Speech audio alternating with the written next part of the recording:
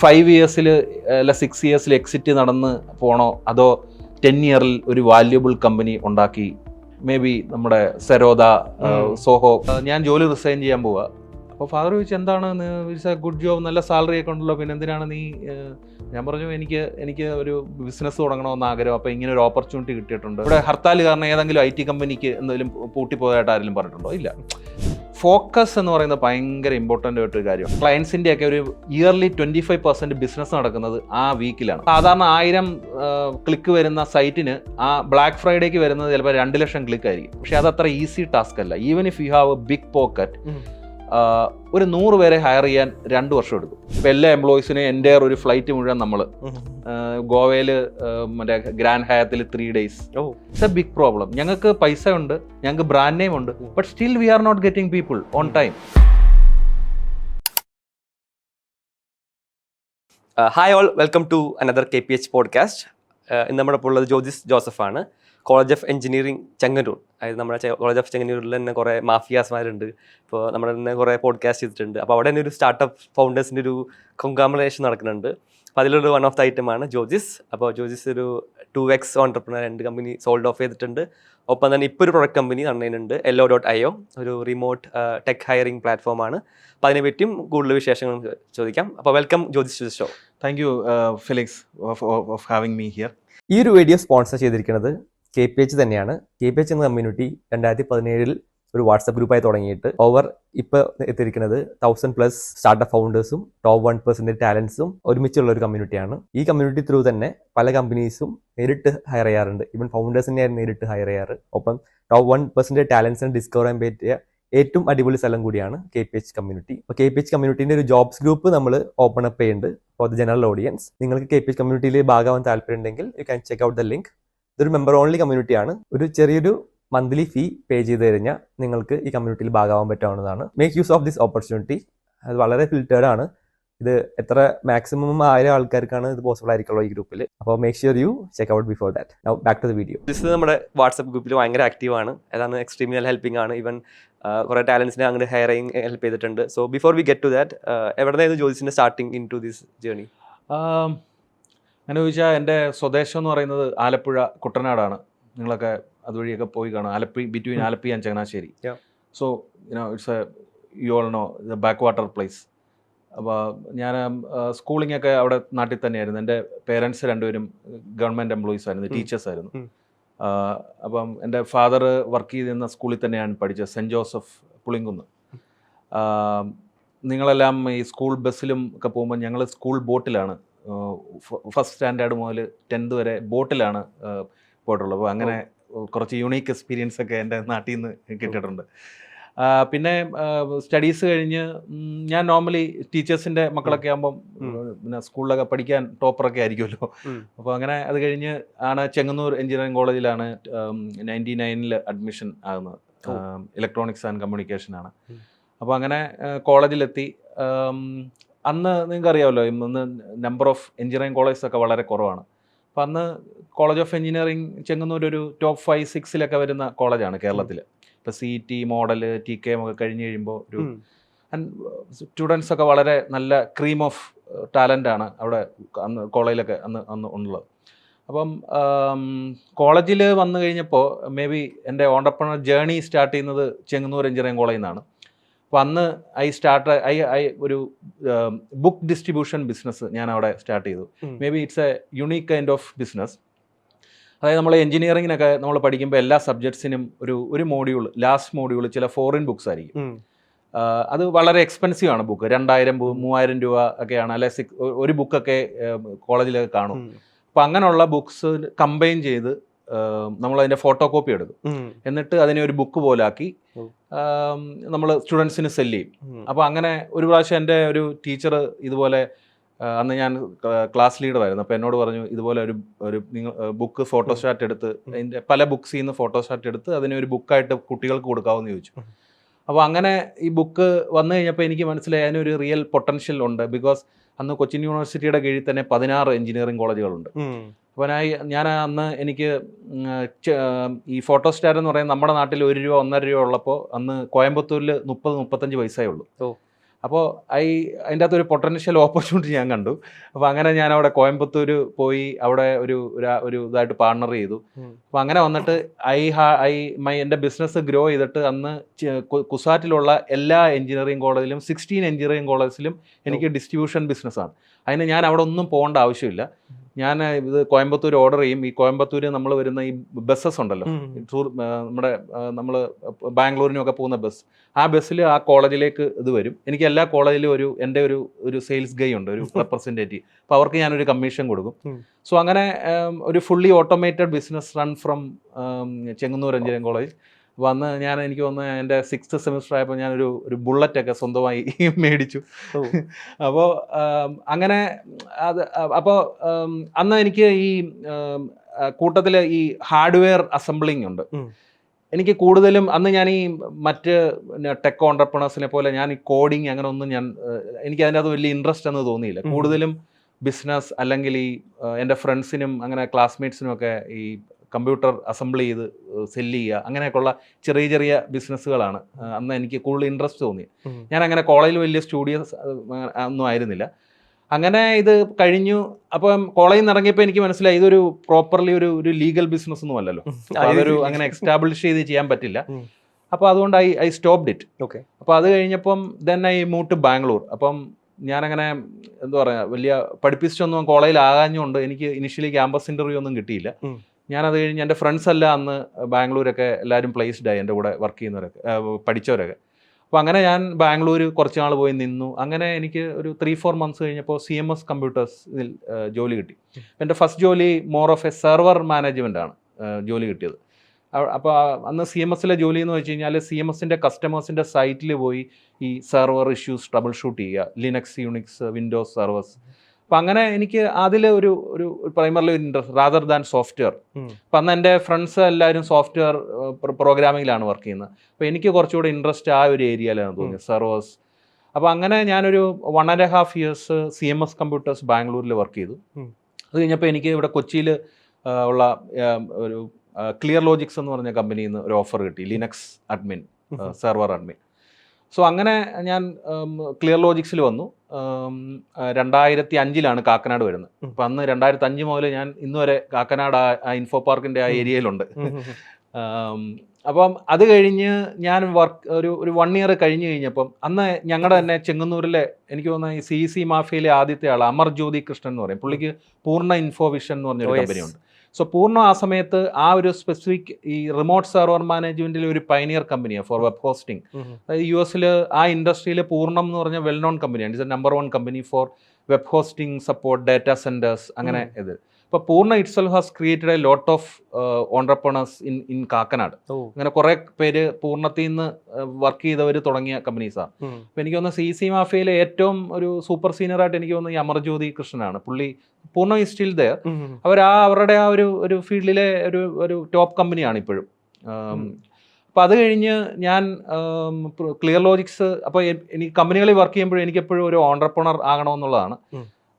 അപ്പോൾ അങ്ങനെ ഞാൻ കമ്പനിയിൽ നിന്ന് എനിക്ക് വേറൊരു ഓഫർ കിട്ടി. അപ്പോൾ അങ്ങനെ പോയി കഴിഞ്ഞ് കഴിഞ്ഞപ്പോൾ എൻ്റെ ഒരു പഴയ ക്ലയൻറ്റ്, ഞാൻ പണ്ട് വർക്ക് ചെയ്തിരുന്ന ഒരു ക്ലയൻറ്റ് എന്നോട് ചോദിച്ചു, ഇങ്ങനെ ജ്യോതിസ് എനിക്കിങ്ങനെ ഒരു വർക്കുണ്ട്, ക്യാൻ യു സപ്പോർട്ട് ഇറ്റ്. അപ്പോൾ അന്ന് ഞാൻ വേറൊരു കമ്പനിയിൽ വർക്ക് ചെയ്യാണ്, കൊച്ചിയിൽ തന്നെ. അപ്പോൾ അങ്ങനെ എനിക്കൊരു ഇത് വന്നപ്പോൾ ഞാൻ എൻ്റെ വീട്ടിൽ ഫാദറിനോട് പറഞ്ഞു, ഇങ്ങനെ അന്ന് അന്നത്തെ സമയത്ത് ഒരു വളരെ ഡീസൻറ്റ് സാലറി ഉണ്ട്, ഞാൻ ജോലി റിസൈൻ ചെയ്യാൻ പോവുക. അപ്പോൾ ഫാദർ ചോദിച്ചു, എന്താണ്, ഇറ്റ്സ് എ ഗുഡ് ജോബ്, നല്ല സാലറി ഒക്കെ ഉണ്ടല്ലോ, പിന്നെ എന്തിനാണ് നീ? ഞാൻ പറഞ്ഞു, എനിക്ക് ഒരു ബിസിനസ് തുടങ്ങണമെന്ന് ആഗ്രഹം, അപ്പോൾ ഇങ്ങനെ ഒരു ഓപ്പർച്യൂണിറ്റി കിട്ടിയിട്ടുണ്ട്, ഒരു US ക്ലയൻറ്റ് എനിക്കവിടെ വർക്ക് ചെയ്യാമോ എന്ന് ചോദിക്കുന്നു. അപ്പോൾ ഫാദർ അങ്ങനെ ഒന്നും പറഞ്ഞില്ല. അപ്പോൾ അമ്മ എന്നോട് ഇങ്ങനെ പല ഇത് പറഞ്ഞു, ജോലിയൊക്കെ കളഞ്ഞിട്ട് പോകണോ? ബിക്കോസ് വീട്ടിലൊന്നും എൻ്റെ ഫാമിലിയൊന്നും ആരും അങ്ങനെ ബിസിനസ്സുകാർ ഒന്നുമില്ല, ഒരു മിഡിൽ ക്ലാസ് ഫാമിലി, എല്ലാവരും ഗവൺമെൻറ് ജോലിക്കാർ, അങ്ങനത്തെ ഒരു ഇതാണ്. അപ്പോൾ എല്ലാവർക്കും മിഡിൽ ക്ലാസ് ഡ്രീം എന്ന് പറഞ്ഞാൽ TCSലോ ഇൻഫോസിലോ ജോലിക്ക് കയറുക, അമേരിക്കയിൽ പോവുക, അതാണ് ഒരു മിഡിൽ ക്ലാസ് ഡ്രീം. പക്ഷെ എനിക്ക് പണ്ട് മുതലേ എപ്പോഴും ഒരു ഓൺട്രപ്രണർ ആകണമെന്നുള്ളതാണ് എൻ്റെ ആഗ്രഹം. സോ അങ്ങനെ ഓൾ ഓൺ എ സഡൻ ഞാൻ പേപ്പർ ഇട്ടു, ഒരു വീട് വാടകയ്ക്ക് എടുത്ത് ലാപ്ടോപ്പ് നമ്മൾ വർക്ക് തുടങ്ങി. അപ്പോൾ അങ്ങനെ ആ സമയത്ത് കൂടുതൽ വർക്കുകൾ വേറെ കിട്ടുന്നുണ്ട്. അപ്പോൾ എന്ത് വർക്ക് ചെയ്യുന്നത് ആക്ച്വലി? റിമോട്ട് സെർവർ മാനേജ്മെന്റ് ആണ്, Linux server, primarily supporting web hosting companies. US web hosting കമ്പനീസിന് അവരുടെ സെർവേഴ്സ് നമ്മൾ റിമോട്ട് 24/7 മാനേജ് ചെയ്യാണ്. അപ്പോൾ അങ്ങനെ ആദ്യം നമ്മൾ തന്നെ വർക്ക് ചെയ്യുന്നു. അപ്പം ഈ വർക്കിൻ്റെ ഇത് കാരണം ഒരു 16 മണിക്കൂറോളം നമ്മൾ വർക്കാണ്, നമുക്ക് അത്രയ്ക്കും വർക്കുണ്ട്. പിന്നീട് അത് കഴിഞ്ഞ് 2-3 പേരെ നമ്മൾ അതിനുവേണ്ടി സ്റ്റാഫിനെ ഹയർ ചെയ്യുന്നു. അപ്പോഴും ഒരു ചെറിയ ഒരു വീട്ടിൽ തന്നെയുള്ള ഒരു സെറ്റപ്പാണ്. പിന്നെ 2009 ഞാൻ പ്രോപ്പർലി ഒരു കമ്പനിയൊക്കെ രജിസ്റ്റർ ചെയ്ത്, ഐഡിയാമൈൻ ടെക്നോളജീസ്. അങ്ങനെ ചെമ്പുമുക്കിലായിരുന്നു എൻ്റെ ഫസ്റ്റ് ഓഫീസ്. അപ്പോൾ അങ്ങനെ ഒരു ഐഡിയാമൈൻ ഒരു 25-35 മെമ്പേഴ്സായിട്ട് ഒരു 3-4 ഇയേഴ്സ് പോയി. അപ്പോഴാണ് ഈ ആമസോൺ വെബ് സർവീസസ് അവർ AWS സ്റ്റാർട്ട് ചെയ്യുന്നത്. ആമസോൺ അവരൊരു ക്ലൗഡ് വിങ്. അപ്പം അന്നത്തെ സമയത്തൊന്നും ഒരു 2011-12 AWS ഒന്നും ഇത്ര പോപ്പുലറേ അല്ല. ഞങ്ങൾ ഈ സെർവറിൽ ഇതിലൊക്കെ വർക്ക് ചെയ്യുന്നവർക്ക് നമുക്കൊരു ഐഡിയ ഉണ്ട്, ഇങ്ങനെ ആമസോൺ ഒരു പരിപാടി തുടങ്ങിയിട്ടുണ്ട്. അപ്പോൾ ആ സമയത്ത് എനിക്കൊരു മെൻറ്റർ ഉണ്ടായിരുന്നു. അപ്പോൾ പുള്ളി എന്നോട് എപ്പോഴും പറയും, Jyothis, if you are doing business you have to do business with people with money. അതായത് ബിസിനസ്സിൽ നമ്മൾ ചെയ്യുന്ന എന്താ പറയുന്നത്, എഫേർട്ട് സെയിം ആയിരിക്കും. But if you are selling to the big companies or large enterprises, നിങ്ങളുടെ എഫേർട്ട് സെയിം ആണ്, പക്ഷേ നിങ്ങളുടെ റിവാർഡ് ഇൻറ്റു 10 times ആണ്. അപ്പം I was operating in a very small, I was helping web hosting companies, ചെറിയ small data centers, അങ്ങനെയുള്ളവരാണ്. അപ്പോൾ ഈ Amazon പോലൊരു കമ്പനി ഇങ്ങനെ ഒരു ഓഫറിങ്ങോട്ട് വന്നപ്പോൾ ഓൾ ഓൺ എ സഡൻ എനിക്ക് തോന്നി, I have to stop this and getting to a large play. Because almost ഞങ്ങൾ ആ ഒരു സെർവർ ചെയ്യുന്ന സപ്പോർട്ട് അതെല്ലാം സെയിം ആണ്, പക്ഷേ AWS is more of A enterprise class offering ആണ്. അവിടെ മോർ ഓഫ് ലാർജ് കസ്റ്റമേഴ്സ് ഉണ്ട്, നമ്മുടെ പേ ഔട്ട് കൂടുതലാണ്. ഇപ്പോൾ you look at sales force and SAP, typically ഒരു ഡെവലപ്പേഴ്സിനുള്ള സാലറിയെക്കാട്ടിലും കൂടുതൽ സെയിൽസ് ഫോഴ്സ് അല്ലെങ്കിൽ SAP ഡെവലപ്പേഴ്സിന് കിട്ടും. ബിക്കോസ് സെയിൽസ് ഫോഴ്സിൻ്റെ SAPയുടെയും customers large enterprises with lot of money. So they don't mind paying very good amount or uh money പേ ചെയ്യുന്നത് അവർക്ക് വലിയ കാര്യമുള്ള കാര്യമല്ല.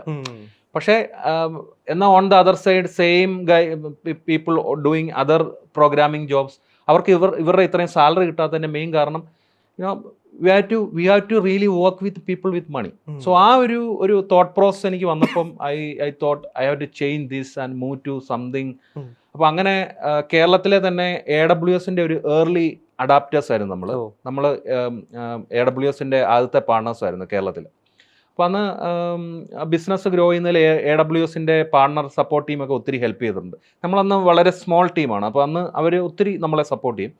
അങ്ങനെ എനിക്ക് തോന്നുന്നത് 2015-16 നമുക്ക് ഇന്ത്യയിൽ അവരുടെ ഒരു AWSൻ്റെ ഒരു പാർട്ണർ സമ്മിറ്റിൽ ബെസ്റ്റ് പാർട്ണർക്കുള്ള അവാർഡൊക്കെ കിട്ടി. സോ അതൊക്കെ നമ്മളെ ഒത്തിരി ഹെൽപ്പ് ചെയ്തു. അത് കുറേ കൂടെ ഒരു ഫ്രീ PR ഒക്കെ തന്നു. അങ്ങനെ കുറച്ചുകൂടെ വലിയ കമ്പനികളൊക്കെ നമ്മളെ അപ്രോച്ച് ചെയ്യാൻ തുടങ്ങി.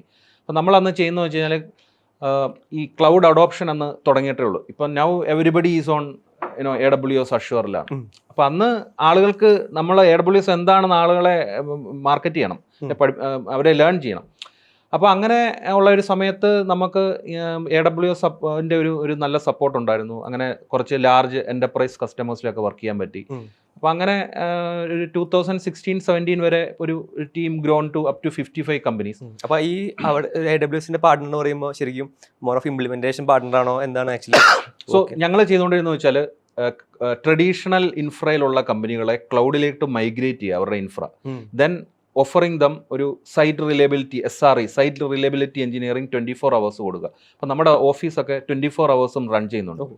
സോ 2009 മുതൽ ഐഡിയാമൈൻ 24 hours റൺ ചെയ്യുന്ന കമ്പനിയാണ്. അന്ന് 24 hours റൺ ചെയ്യുന്ന കമ്പനിയാണ്. എക്സാക്ട്ലി. ഇപ്പം എന്നോട് പലരും ചോദിക്കും, കേരളത്തിൽ എങ്ങനെ നിങ്ങൾ ഈ അതായത് നമ്മുടെ ഈ സപ്പോർട്ട് എന്ന് പറഞ്ഞാൽ വളരെ ക്രിട്ടിക്കലാണ്. ഒരു ഷിഫ്റ്റിൽ ആൾ കയറിയില്ല, ചിലപ്പോൾ നമ്മുടെ എൻ്റയർ കോൺട്രാക്റ്റ് പോകും. പക്ഷേ എനിക്ക് തോന്നുന്ന കേരളത്തെക്കുറിച്ച് എന്നോട് ചോദിക്കുന്നതോട് ഇപ്പം എന്നോട് പലരും ചോദിക്കും, ഇവിടെ ഹർത്താലും ഇങ്ങനെയൊക്കെയല്ലേ, പിന്നെ എങ്ങനെ ഈ 24 hours റൺ ചെയ്തു? അപ്പോൾ ഞാൻ പറയും, നമ്മുടെ പിള്ളേർ എന്ത് ഹർത്താലാണെങ്കിലും എവിടുന്നേലും വണ്ടി പിടിച്ച് കയറി വന്നോളും. അപ്പം ഞാൻ 2009 മുതൽ ഒരു ഓൾമോസ്റ്റ് 18-19 വരെ ഈ 24/7 ഓപ്പറേഷൻ റൺ ചെയ്തിട്ട് എനിക്ക് ഒരു ദിവസം പോലും എന്തെങ്കിലും ഇവിടുത്തെ ഒരു ലോക്കൽ പ്രശ്നം കാരണം നിർത്തിവെക്കേണ്ടി വന്നിട്ടില്ല. അത് പൊതുവെ കേരളത്തെക്കുറിച്ചുള്ള ഒരു ഇമേജ് അങ്ങനെ അല്ലല്ലോ. പക്ഷേ ഞാൻ എന്നോട് ചോദിക്കുന്നവരോട് പലരോടും പറയുന്നോ, ഞാൻ എൻ്റെ ബിസിനസ് കേരളത്തിലാണ് സ്റ്റാർട്ട് ചെയ്തത്, ഗ്രോ ചെയ്തതെല്ലാം. ഇവിടെ ഒരു ദിവസം പോലും വർക്ക് റിലേറ്റഡ് ആയിട്ട്, അത് IT-യിലുള്ള പലരും പറയും. ഇപ്പം ഇവിടെ ഹർത്താൽ കാരണം ഏതെങ്കിലും IT കമ്പനിക്ക് എന്തെങ്കിലും പൂട്ടിപ്പോയതായിട്ട് ആരെങ്കിലും പറഞ്ഞിട്ടുണ്ടോ? ഇല്ല. അത് ജനറലി ആളുകളുടെ ഒരു മെൻറ്റാലിറ്റി ആയിട്ടാണ് എനിക്ക് തോന്നുന്നത്. കേരളം ആ ഒരു ഇതിൽ IT ബിസിനസ്സിന് ആൻഡ് സർവീസ് ബിസിനസ്സിന് വളരെ നല്ല സ്ഥലമാണ്. പക്ഷേ നമ്മൾ ബാംഗ്ലൂരിനെയോ ഹൈദരാബാദിനെയോ അല്ലെ പൂനെയോ ഒക്കെ അപേക്ഷിച്ച് നോക്കുമ്പം നമ്മൾ ഒട്ടും ആ ലെവലിൽ എത്തിയിട്ടില്ല ഇപ്പോഴും. ബിക്കോസ് ഫെലിക്സിന് അറിയാമല്ലോ, നമ്മൾ ഏഷ്യയിലെ ആദ്യത്തെ പാർക്ക് എന്നുള്ള ഒരു കൺസെപ്റ്റ് വന്നത് നമ്മുടെ ടെക്നോ പാർക്കാണ്. സ്റ്റിൽ ഇപ്പം കേരളത്തിൽ നോക്കുവാണെങ്കിൽ ട്രിവാൻഡ്രമാണ് ഏറ്റവും കൂടുതൽ. അന്ന് ട്രിവാൻഡ്രം എന്ന് പറഞ്ഞാൽ നോളജ് ബേസിൻ്റെ സ്ഥലമാണ്, ഏറ്റവും കൂടുതൽ മിഡിൽ ക്ലാസിൻ്റെ സ്ഥലമായിരുന്നു. അപ്പോൾ അവരുടെ പിള്ളേർക്കെല്ലാം ഹൈ എഡ്യൂക്കേഷൻ കൊടുക്കുമായിരുന്നു. അപ്പോൾ അങ്ങനെ ഒത്തിരി നോളജ് വർക്കേഴ്സ് അവിടെ ഉണ്ടായിരുന്നു. എനിക്ക് തോന്നുന്നത് 96-ലോ 92-ലാണ് ടെക്നോ പാർക്ക് ആദ്യമായി വരുന്നത്. എനിക്ക് തോന്നുന്നത് നയനാറുടെ ഏഷ്യയിൽ വേറെ അങ്ങനെ ഒരു കൺസെപ്റ്റ് ഇല്ല. പക്ഷേ മലയാളികൾ നമ്മൾ അന്ന് അങ്ങനെ എഹെഡായിട്ട് വന്നവർ പിന്നീട് നമ്മൾ താഴോട്ട് പോയി. അതിന് പല ഫാക്ടേഴ്സ് ഉണ്ട്. ബിക്കോസ് നമ്മളിപ്പോൾ ബാംഗ്ലൂരും ഹൈദരാബാദും പൂനെയൊക്കെ പോവുകയാണെങ്കിൽ ആ ഒരു വൈബ് ഇവിടെ ഉണ്ടാക്കാൻ, യങ് ജനറേഷന് വേണ്ട ഒരു വൈബ് നമ്മൾ കുറച്ചുകൂടെ ഇവിടെ ക്രിയേറ്റ് ചെയ്യണം. ഇപ്പം ഈ പറഞ്ഞ പോലെ ബാംഗ്ലൂർ പോവുകയാണെങ്കിൽ നമുക്ക് പബ്ബ് ഉണ്ട്, മൈക്രോ ബ്രൂറീസ് ഉണ്ട്. അതൊക്കെ ആ ഒരു നൈറ്റ് ലൈഫ്, അങ്ങനെയുള്ള കാര്യങ്ങൾ കുറച്ചുകൂടെ ആളുകൾക്ക്, people who are spending money, അവർ വർക്ക് ചെയ്ത് കഴിഞ്ഞാൽ അവർക്ക് കുറച്ചുകൂടെ ഒരു ഹാങ് ഔട്ട് ചെയ്യാനുള്ള നല്ല സ്പേസസ് ഉണ്ട്. പക്ഷേ ഇപ്പോൾ ഒത്തിരി മാറുന്നുണ്ട്. ഇപ്പോൾ കൊച്ചിയിലെ റെസ്റ്റോറൻറ്റ് സീനും കാര്യങ്ങളും ഒക്കെ ഒത്തിരി ഭയങ്കരമായിട്ട് ചേഞ്ച് ആയിട്ടുണ്ട്. അപ്പോൾ അങ്ങനെ ഞാനപ്പോൾ അന്ന് ചെയ്ത ഒരു കാര്യം, that help me a lot. ഞാനത് പല സർവീസ് ബിസിനസ് ചെയ്യുന്ന ഓൺടർപ്രണേഴ്സിനോട് ഞാൻ പറയുന്ന കാര്യമാണ്, ഫോക്കസ് എന്ന് പറയുന്നത് ഭയങ്കര ഇമ്പോർട്ടൻ്റ് ആയിട്ടൊരു കാര്യമാണ്. ഇപ്പം IT സർവീസ് ബിസിനസ് എന്ന് പറഞ്ഞാൽ it's a sea and lot of, എൻ്റെ ടാം എന്ന് പറയുന്നത് ഭയങ്കര ഹൈ ആണ്. ഇപ്പോൾ ഇന്ത്യയിൽ നിന്ന് തന്നെ 600 ബില്യൻ്റെ IT എക്സ്പോർട്ടാണ് ഒരു ഇയർ ഉള്ളത്.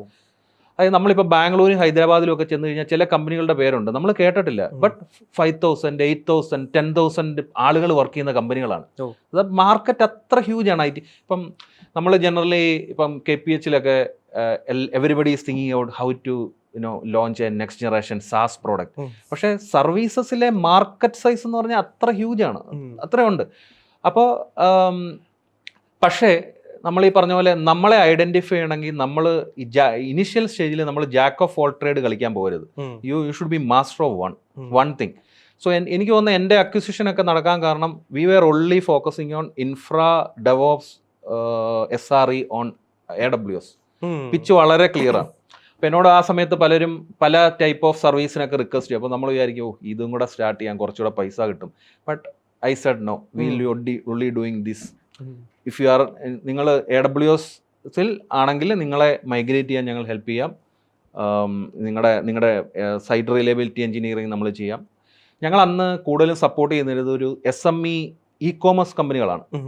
അപ്പോൾ അവിടെ ഞാൻ ഒരു രസകരമായിട്ടുള്ള കാര്യം എന്ന് വെച്ചാൽ, ഈ ബ്ലാക്ക് ഫ്രൈഡേ ഒക്കെ വരുന്ന സമയം ഞങ്ങളുടെ ഓഫീസിൽ ഭയങ്കര ടെൻഷനുള്ള സമയമാണ്. അതായത് ഞങ്ങളുടെ ക്ലയൻസിൻ്റെയൊക്കെ ഒരു ഇയർലി 25% ബിസിനസ് നടക്കുന്നത് ആ വീക്കിലാണ്.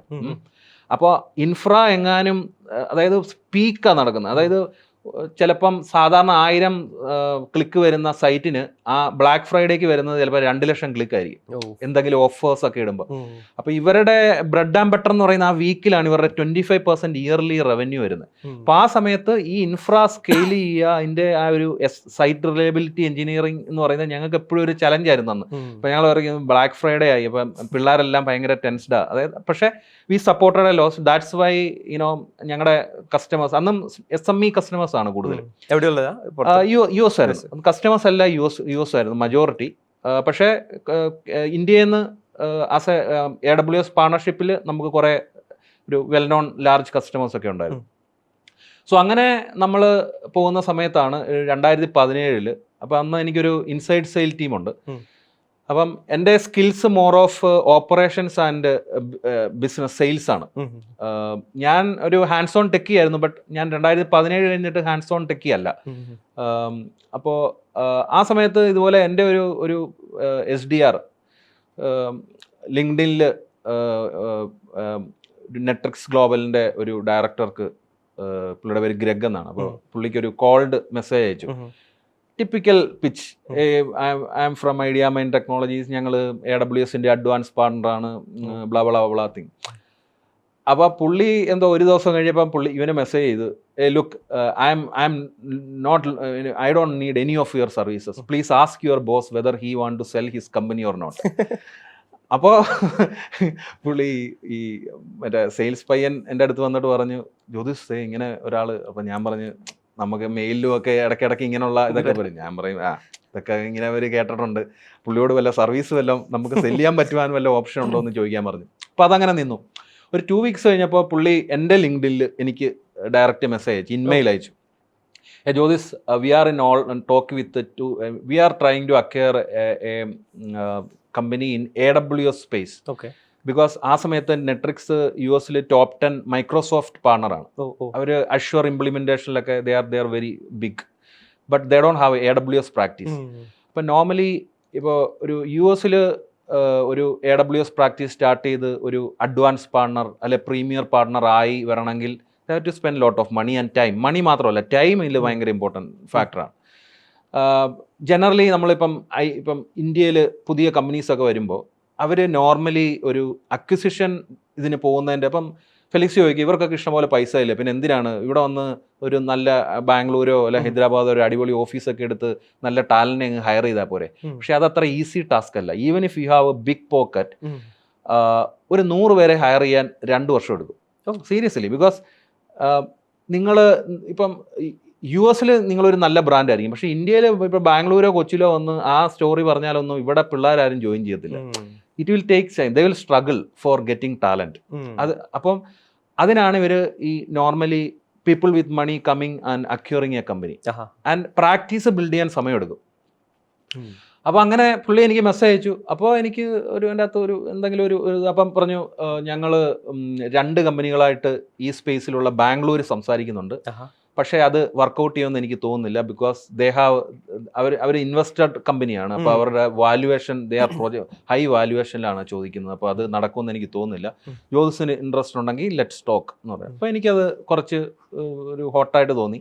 അപ്പം അങ്ങനെയാണ് ആ കോൺവെർസേഷൻ സ്റ്റാർട്ട് ചെയ്യുന്നത്.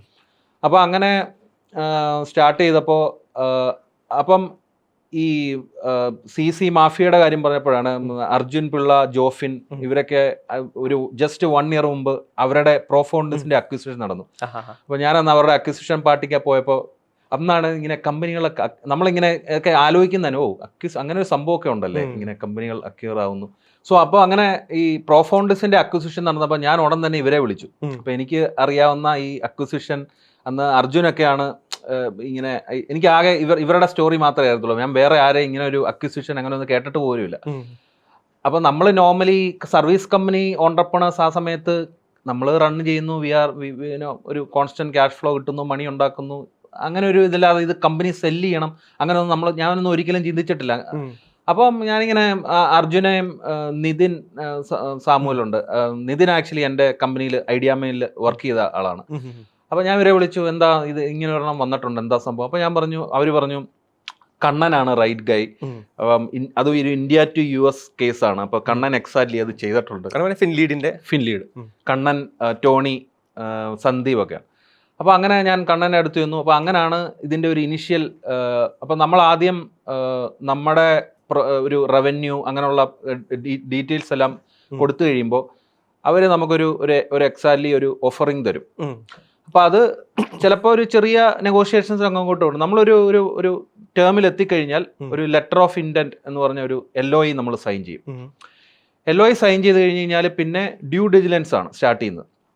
നോർമലി ഒരു 5 to 6 months എടുക്കും. ഒരു ഇപ്പം സ്മോൾ കമ്പനീസ് ഒക്കെ ആണെങ്കിൽ പോലും ഒരു 3 to 4 months ഉണ്ട്. കാരണം Americans are very particular about compliance. നമ്മൾ 10 വർഷം മുമ്പ് ചിലപ്പോൾ ഒരു GST അടച്ചിട്ടില്ല എന്നുള്ള വല്ല എന്തെങ്കിലും ഒരു ബാക്ക് മാർക്ക് ഉണ്ടെങ്കിൽ, കണ്ണനൊക്കെ എന്നോട് എപ്പോഴും പറയും, ജ്യോതിഷ് ഇത് നമ്മളൊരു പെണ്ണ് കാണുന്ന പോലെയാണ്, അത് കല്യാണം നടക്കുന്നത് വരെ നമ്മൾ വളരെ വിജിലൻ്റ് ആയിരിക്കണം, ചെറിയ കാര്യങ്ങൾ മതി ഇത് തെന്നി മാറിപ്പോവാൻ, ചെറിയ ഈഗോസ്.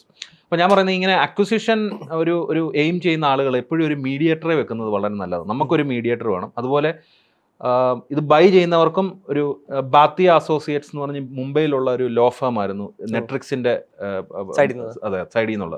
ഇപ്പം നോർമൽ ടോക്സുകൾ നടക്കുന്നത് ഫിൻലീഡും ബാത്തിയ അസോസിയേറ്റ്സുമായിട്ടാണ്.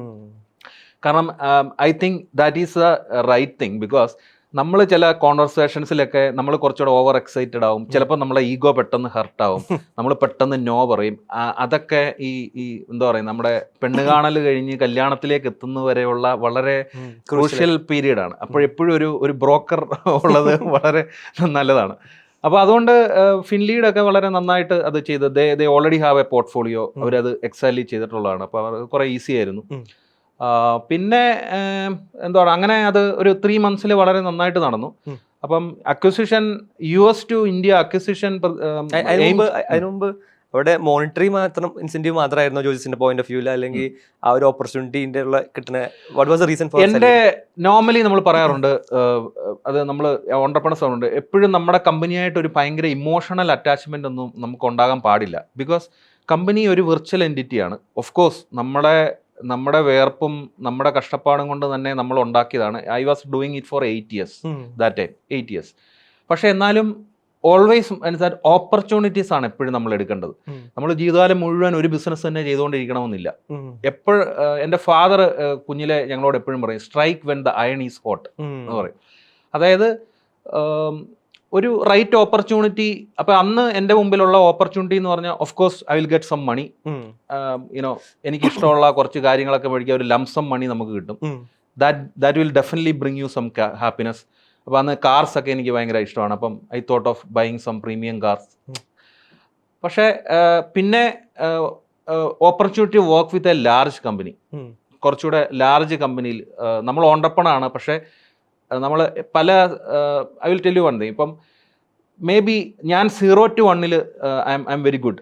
പക്ഷേ I don't know whether I am good with അത് കമ്പനിയെ 10 million 100 million ആക്കാൻ ഞാനാണോ റൈറ്റ് ഗൈ എന്ന് എനിക്കറിയില്ല. Maybe I'm not. 0 to 1 I'm very confident with. അപ്പോൾ പല ഓണ്ടർപ്രണേഴ്സിനും സംഭവിക്കുന്നത് വെച്ച് കഴിഞ്ഞാൽ ആ ഇമോഷണൽ അറ്റാച്ച്മെൻറ്റ് വരുമ്പോൾ ജീവിതകാലം മുഴുവൻ നമ്മളായിരിക്കും CEO. എൻ്റെ കമ്പനി, ഞാൻ ഉണ്ടാക്കിയ കമ്പനി. നോ. പക്ഷെ നമ്മൾ ചിലപ്പോൾ ഒരു സമയം കഴിയുമ്പോൾ നമ്മൾ അതിൽ നിന്ന് സ്റ്റെപ്പ് ബാക്ക് ചെയ്യണം. Maybe you have to hire someone smarter than you and run it for next 100 million ജേർണിയിൽ അവരായിരിക്കും ഹെൽപ്പ് ചെയ്യുന്നത്. You are not the right person. You are very good up to 1 to 2 million. ഒരു stable company ഉണ്ടാക്കാം, അതുവരെ നല്ലതാണ്. പക്ഷേ കമ്പനിയെ next ലെവലിൽ എത്തിക്കാനായിട്ട് ക്യാപ്റ്റൻ ചിലപ്പോൾ നിങ്ങളായിരിക്കില്ല. അത് എല്ലാവരും മനസ്സിലാക്കണം. പലരും മനസ്സിലാക്കാത്തതാണ് ഇപ്പോഴും പല കമ്പനികളും. അത് അവരുടെ സ്കില്ലിന്റെ പ്രശ്നമല്ല, നമുക്ക് എല്ലാ ആളുകൾക്കും പല സ്കിൽസ് ആവുള്ളൂ. അപ്പോൾ എൻ്റെ ഒരു ഇതെന്ന് പറഞ്ഞാൽ of course it's a monetary benefit ഉണ്ട്. Then I will get opportunity to work with a large organization. അപ്പം നെറ്റ്ഫ്ലിക്സിൻ്റെ ലൈനും ഒരു സിമിലർ ബിസിനസ്സാണ്. അവർ മാനേജ് സർവീസസ് ആണ് അവരുടെ ഇത്. ആൻഡ് അവർ മൈക്രോസോഫ്റ്റ് പ്രാക്ടീസിൽ ദേ ആർ വെരി ഗുഡ്. പിന്നെ വേറൊരു കാര്യം എന്ന് വെച്ചാൽ ഈ IT ഔട്ട്സോഴ്സിങ് ഒരു 2000 ഇന്ത്യയിലോട്ട് വന്നപ്പോഴൊന്നും നെറ്റ്ഫ്ലിക്സ് ഇന്ത്യയിൽ വന്ന് ഒരു ഓഫീസും ഒന്നും തുടങ്ങിയില്ല. അവർ പക്ക ഒരു അമേരിക്കൻ കമ്പനിയായിട്ട് തന്നെ അവിടെ നിൽക്കുകയായിരുന്നു. അവർ 2016 പൂനെയിൽ വന്ന ഒരു സ്മോൾ കമ്പനിയെ, ഞങ്ങൾക്ക് മുമ്പ് ഒരു കമ്പനിയെ ബൈ ചെയ്തു. നെറ്റ്വർക്കിംഗ് സ്പേസിലായിരുന്നു, സിസ്കോ നെറ്റ്വർക്കിങ്ങിൽ ഒരു 20 പേരുള്ള ഒരു കമ്പനിയെ അവർ ബൈ ചെയ്തു. അത് കഴിഞ്ഞ് മേടിക്കുന്നത് ഞങ്ങളെയാണ്. ദെൻ അവരത് കഴിഞ്ഞ് മുംബൈയിലുള്ള ഒരു കമ്പനിയെ 2019 ബൈ ചെയ്തു. അപ്പോൾ ഈ കമ്പനികൾ ബൈ ചെയ്യുന്നതിൻ്റെ main reason time and expertise ഉണ്ടാക്കണമെങ്കിൽ അത് കൂടുതൽ സമയമെടുക്കും. അപ്പം അത് ഈസിലി ഒരു പാർട്ണർ കമ്പനി ഉണ്ടെങ്കിൽ, ഇപ്പം ഞങ്ങളെ അക്വയർ ചെയ്ത് 1 മാസത്തിനുള്ളിൽ നെറ്റ്ഫ്ലിക്സ് AWSന്റെ അഡ്വാൻസ് പാർട്ണറായി. That they can use in US as well. അത് ഇന്റർനാഷണൽ ആണല്ലോ. വാവ്, അപ്പോൾ അത് കൊള്ളാം. അപ്പോൾ അക്വിസിഷൻ കഴിയുമ്പോൾ വാട്ട് ഹാപ്പൻസ് ആഫ്റ്റർവേർഡ്സ്? അവിടെ തന്നെ നമ്മൾ സ്റ്റിക്ക് ഓൺ ചെയ്യണോ, അല്ലെങ്കിൽ അതിൻ്റെ ഒരു ക്ലോസ് എങ്ങനെയാണ്? എനിക്ക് എൻ്റെ കോൺട്രാക്ട് വെച്ച് എനിക്ക് 3 years കോൺട്രാക്ട് ഉണ്ട്. ഇൻ സർവീസ് ബിസിനസ് നമ്മളാണ് ആ ബിസിനസിന്റെ key man. Unless otherwise you are very large listed company with running with other professional CEOs, അങ്ങനെ അല്ലല്ലോ. അപ്പം നമ്മളെ ഡിപ്പെൻഡ് ചെയ്ത് ഒത്തിരി കസ്റ്റമേഴ്സ് ഒക്കെ ഉണ്ട്. അപ്പോൾ പെട്ടെന്ന് കമ്പനി മേടിച്ചിട്ട് ഞാൻ അവിടുന്ന് പോയി കഴിഞ്ഞാൽ അത് ചിലപ്പോൾ പല കസ്റ്റമേഴ്സും പോവും, ചിലപ്പോൾ ടീം പോവും. മെയിൻലി ഇപ്പോൾ കമ്പനികളെ ബൈ ചെയ്യുന്നത് കുറേ എംപ്ലോയീസ് ടീംസിനെ കിട്ടാൻ വേണ്ടിയാണ്, ടാലന്റിനെ കിട്ടാൻ വേണ്ടിയാണ്. ഇപ്പൊ CEO 2 മാസം കഴിഞ്ഞ് പോയി കഴിഞ്ഞാൽ എൻ്റെ കൂടെ ചിലപ്പം കുറെ എംപ്ലോയീസ് റിസൈൻ ചെയ്യും. അപ്പൊ ഈ ഓൾ ടുഗദർ ബൈ ചെയ്തതിന്റെ ആ ഗുണം പോയി. അപ്പൊ അതുകൊണ്ട് മിനിമം 2 years കോൺട്രാക്ട് എല്ലാ ഡീൽസിലും വെക്കാറുണ്ട്. അൺലെസ് സർവീസ് ഇസ് എ പ്രോഡക്റ്റിൽ അത്രയും ഡിപ്പെൻഡൻസി ഇല്ല. പക്ഷെ സർവീസസിൽ ആ ഡിപ്പെൻഡൻസി വളരെ കൂടുതലാണ്. അപ്പോൾ ഈ കമ്പനി അവർ മേടിച്ചു, അത് കഴിഞ്ഞിട്ടുള്ള ഒരു എത്ര കൊല്ലത്തോളം? 3 years ആണ് എൻ്റെ കോൺട്രാക്ട്. പക്ഷേ എനിക്ക് 2017 അവസാനമാണ് ഡീൽസ് എല്ലാം സൈൻ ചെയ്തത്. ഞങ്ങൾ ഗോവയിൽ പോയാണ് അത് സൈൻ ചെയ്തത്. അപ്പം അന്ന് എൻ്റെ നെറ്റ്ഫ്ലിക്സിൻ്റെ CEO എല്ലാം ഗോവയിൽ വന്നു. അപ്പോൾ അങ്ങനെ ഗോവയിൽ ലീല ഹോട്ടലിൽ വെച്ചാണ് അത് നമ്മൾ സൈൻ ചെയ്യുന്നത്. അപ്പോൾ അത് കഴിഞ്ഞിട്ട് അപ്പം നെറ്റ്ഫ്ലിക്സിൻ്റെ ഒരു ഇതെന്ന് വെച്ചാൽ അവർ കുറേ കൂടെ ഈ എംപ്ലോയി ഫ്രണ്ട്ലി കമ്പനിയാണ്. അവർ എല്ലാ വർഷവും അവരുടെ എല്ലാ US എംപ്ലോയീസിനെ എല്ലാം ഡൊമിനിക്കൻ റിപ്പബ്ലിക്കിലും അങ്ങനെയൊക്കെയുള്ള അവരുടെ ആനുവൽ ഒരു ട്രിപ്പുണ്ട്. Same they have done it in Kochi as well. അത് ടു ഗോവ. ഇപ്പം എല്ലാ എംപ്ലോയീസിനും എൻ്റെ ഒരു ഫ്ലൈറ്റ് മുഴുവൻ നമ്മൾ ഗോവയിൽ മറ്റേ ഗ്രാൻഡ് ഹയാത്തിൽ 3 days. അപ്പോൾ ആ ഒരു ഇതിൽ എംപ്ലോയീസൊക്കെ വളരെ ഹാപ്പി ആയിരുന്നു. അപ്പോൾ അങ്ങനെ 2000 എനിക്കപ്പോൾ ടീം ഗ്രോ ചെയ്തു. കഴിഞ്ഞിട്ട് അന്ന് പൂനെയിലും കൊച്ചിയിലും നെറ്റ്ഫ്ലിക്സിന് ഓഫീസുണ്ട്. പക്ഷേ ഞാൻ അതാണ് I'm coming to it. പൂനെയിൽ അന്ന് ടാലന്റിനെ പെട്ടെന്ന് കിട്ടും. പക്ഷെ പൂനെ ഈസ് എക്സ്പെൻസീവ്. അവിടെ ചിലപ്പം ഇവിടെ 1 ലക്ഷം രൂപ കിട്ടുന്ന ആളെ അവിടെ 2 ലക്ഷം രൂപ കൊടുത്തു കഴിഞ്ഞാൽ അവിടെ ആളെ പെട്ടെന്ന് കിട്ടും. പക്ഷെ കൊച്ചിയിൽ അതാണ് ഞാൻ പറഞ്ഞത്, നമ്മൾ മറ്റ് സിറ്റികളായിട്ട് ഇപ്പോഴും ടാലന്റ് പൂളിൽ നമ്മളിപ്പോഴും ആ ലെവൽ എത്തിയിട്ടില്ല. Even Kochi or Trivandrum. Skill wise ആണ് ഉദ്ദേശിച്ചത് അല്ലെങ്കിൽ നോട്ട് ദ സ്കിൽ, ദ സ്കെയിലാണ് ഞാൻ പറയുന്നത്. നമ്പേഴ്സ് നമുക്ക് അവിടെ ഉള്ള അത്രയും സ്കെയിൽ ഇപ്പോൾ ഇല്ല. മേ ബി ഇപ്പം ബാംഗ്ലൂർ ചോദിച്ചു കഴിഞ്ഞാൽ ബാംഗ്ലൂരിൽ 30% ഓഫ് IT വർക്ക് ഫോഴ്സ് മലയാളികളാണ്. പക്ഷേ അവർ കൊച്ചിയിലേക്കോ ട്രിവാൻഡ്രത്തേക്കോ അവർ വരുന്നില്ല. എല്ലാവരും വരാൻ ആഗ്രഹമുള്ള വളരെ ചെറിയ പെർസെൻറ്റേജ് ഉണ്ട്. പക്ഷേ I think they are Malayalis Bangalore work ചെയ്യുന്നവർ അവർ ബാംഗ്ലൂർ തന്നെ നിൽക്കുകയാണ്. അപ്പോൾ ഗ്രോത്തിൻ്റെ പെർസ്പെക്റ്റീവ് ചോദിച്ചു കഴിഞ്ഞാൽ പൂനെയിൽ അവർ കൂടുതൽ ഹയറിങ് പൂനെയിലാണ് നടന്നുകൊണ്ടിരുന്നത്. ബിക്കോസ് പൂനെ എക്സ്പെൻസീവ് ആണ്, പക്ഷേ അവിടെ ആളെ കിട്ടും. പക്ഷേ ബിസിനസ്സിന് അറിയാമല്ലോ, ബിസിനസ്സിൽ നമുക്ക് പ്രോജക്ട്സ് വന്നാൽ പെട്ടെന്ന് ആളെ കിട്ടണം. സോ അതിൻ്റെ അകത്ത് whether your cost is high, but we are force to hire the high cost talent. അങ്ങനെ ഒരു എന്താ പറയുന്നത്, ഒരു ഹൈ ഗ്രോത്ത് കൊച്ചിയിൽ വന്നില്ല ബിക്കോസ് ഓഫ് സെവറൽ റീസൺ. ഒന്ന് ടാലൻറ്റ് ഇതാണ്, അതായത് നെറ്റ്ഫ്ലിക്സിൻ്റെ ആ ഒരു സ്പേസിലുള്ള ടാലൻറ്റ് കൊച്ചിയിൽ നമുക്ക് അത്ര അവൈലബിൾ ആയിരുന്നില്ല അന്ന്. They are still running in info park, പക്ഷേ മോസ്റ്റ്ലി റിമോട്ടാണ്. അപ്പോൾ എനിക്ക് 3 years കോൺട്രാക്റ്റ് ഉണ്ട്. അപ്പം എനിക്ക് തോന്നുന്നത് ഒരു 2.5 years 2 years കഴിഞ്ഞപ്പം ഞാൻ ഇറങ്ങിക്കോട്ടെ എന്ന് ചോദിച്ചു. അങ്ങനെ ഞാൻ 2020 അതായത് എന്നാൽ കോവിഡ് വന്ന് ഫുൾ ലോക്ക്ഡൗൺ ആയി. ആ സമയത്താണ് ഞാൻ ഇറങ്ങുന്നത്. അപ്പം അത് കഴിഞ്ഞ് I thought of that time ഒരു ബ്രേക്ക് ഒക്കെ എടുത്ത് ഇന്ത്യ മറ്റേ ഓൾ ഇന്ത്യ ഒരു സൈക്ലിംഗ് ട്രിപ്പ് ഒക്കെ നടത്തണം. പ്രൈമർലി ഞാൻ അന്ന് ഒരു അയൺമാൻ എന്ന് കേട്ടിട്ടുണ്ടോ? ഇല്ല. ഈ Ironman is a triathlon. You have to do swimming, cycling, running together. 2 kilometers സീല് സ്വിം ചെയ്യണം. അത് കഴിഞ്ഞ് ഒരു 90 kilometers cycling, then followed by a half marathon. അത് 8 hours കംപ്ലീറ്റ് ചെയ്യണം. അപ്പം ഞാനത് അയൺമാൻ 70.3 2020 ചെയ്യുന്നത്, ബാങ്കോക്കിലാണ് ചെയ്യുന്നത്. അപ്പോൾ അന്ന് അത് കഴിഞ്ഞപ്പോൾ എനിക്ക് ഇങ്ങനെ ഈ ഒരു സൈക്ലിംഗ് ഒക്കെ, ഒരു ഓൾ ഇന്ത്യ ഒരു ചെറിയ ബ്രേക്ക് എടുക്കുക, കുറേ ട്രാവലൊക്കെ ചെയ്യണം. അപ്പോഴാണ് മാർച്ച് ആയപ്പോഴത്തേക്കും എൻ്റെ ലോക്ക്ഡൗൺ ആയി. വീട്ടിൽ തന്നെ ഇരിക്കുക, ഒന്നും ചെയ്യാനില്ല. അപ്പോൾ ആ സമയത്ത് അടുത്ത എന്തെങ്കിലും ചെയ്യണം. അപ്പം I was doing consulting services ആയിരുന്നല്ലോ. അപ്പം എപ്പോഴും ഒരു പ്രോഡക്റ്റ് ചെയ്യണം എന്നുള്ളതാണ് ആഗ്രഹം. അപ്പം അത് 2 കേസുണ്ട്. ഒന്ന് നമുക്ക് അറിയാവുന്ന ബിസിനസ് വീണ്ടും ചെയ്താൽ നമുക്ക് അതിൻ്റെ അകത്ത് നമ്മൾ കുറച്ചുകൂടെ മാസ്റ്റർ ആവും. ഞാൻ സാസ് പ്രോഡക്ട്സ് ഒക്കെ ബിൽഡ് ചെയ്യാൻ ഹെൽപ്പ് ചെയ്തിട്ടുണ്ടെങ്കിലും ഒരു മോർ ഓഫ് എ ഒരു പ്രോഡക്ട്സ് ഒന്നും അങ്ങനെ സക്സസ്ഫുള്ളി ചെയ്തിട്ടില്ല. അപ്പോൾ അങ്ങനെയാണ് ഈ ഒരു ടാലൻറ്റ് സ്പേസ് എന്നുള്ള ഒരു ഇത് വരുന്നത്. അപ്പം ദാറ്റ് ടൈം എൻ്റെ ഫ്രണ്ട്സ് ഉണ്ട്, റിനീഷ്, രാജേഷ്, അവരൊക്കെ റാപ്പിഡ് വാലി എന്ന് പറഞ്ഞ കമ്പനിയുടെ ഫൗണ്ടേഴ്സ് ആയിരുന്നു. ദേ ഓൾസോ അവരുടെ കമ്പനി ആസ്പെയർ സിസ്റ്റംസ് എന്ന് പറഞ്ഞ കമ്പനി അക്വയർ ചെയ്തു 2020. അപ്പോൾ ആ സമയത്ത് ഞങ്ങളിങ്ങനെ പല കാര്യങ്ങളും ഇങ്ങനെ ഡിസ്കസ് ചെയ്യുക. അപ്പോൾ അന്ന് ഫൗണ്ട് ചെയ്ത ഒരു പ്രോബ്ലം എന്നാന്ന് വെച്ചാൽ, നോർമലി സ്മോൾ കമ്പനീസ്, ഇപ്പോൾ SME കമ്പനീസ്, എൻ്റെ ഐഡിയ മൈൻ പോലുള്ള കമ്പനികൾക്കൊക്കെ even if we are ready to pay market salary, നമുക്ക് നല്ല ടാലൻറ്റിനെ കിട്ടത്തില്ല.